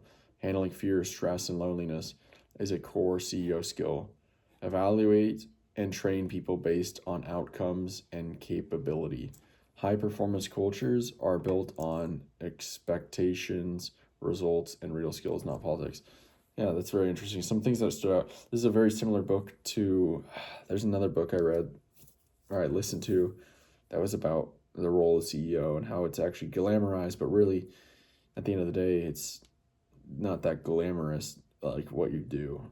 It's much more practical, and good leaders, good CEOs, do things that other people don't want to do, firing people, making tough decisions.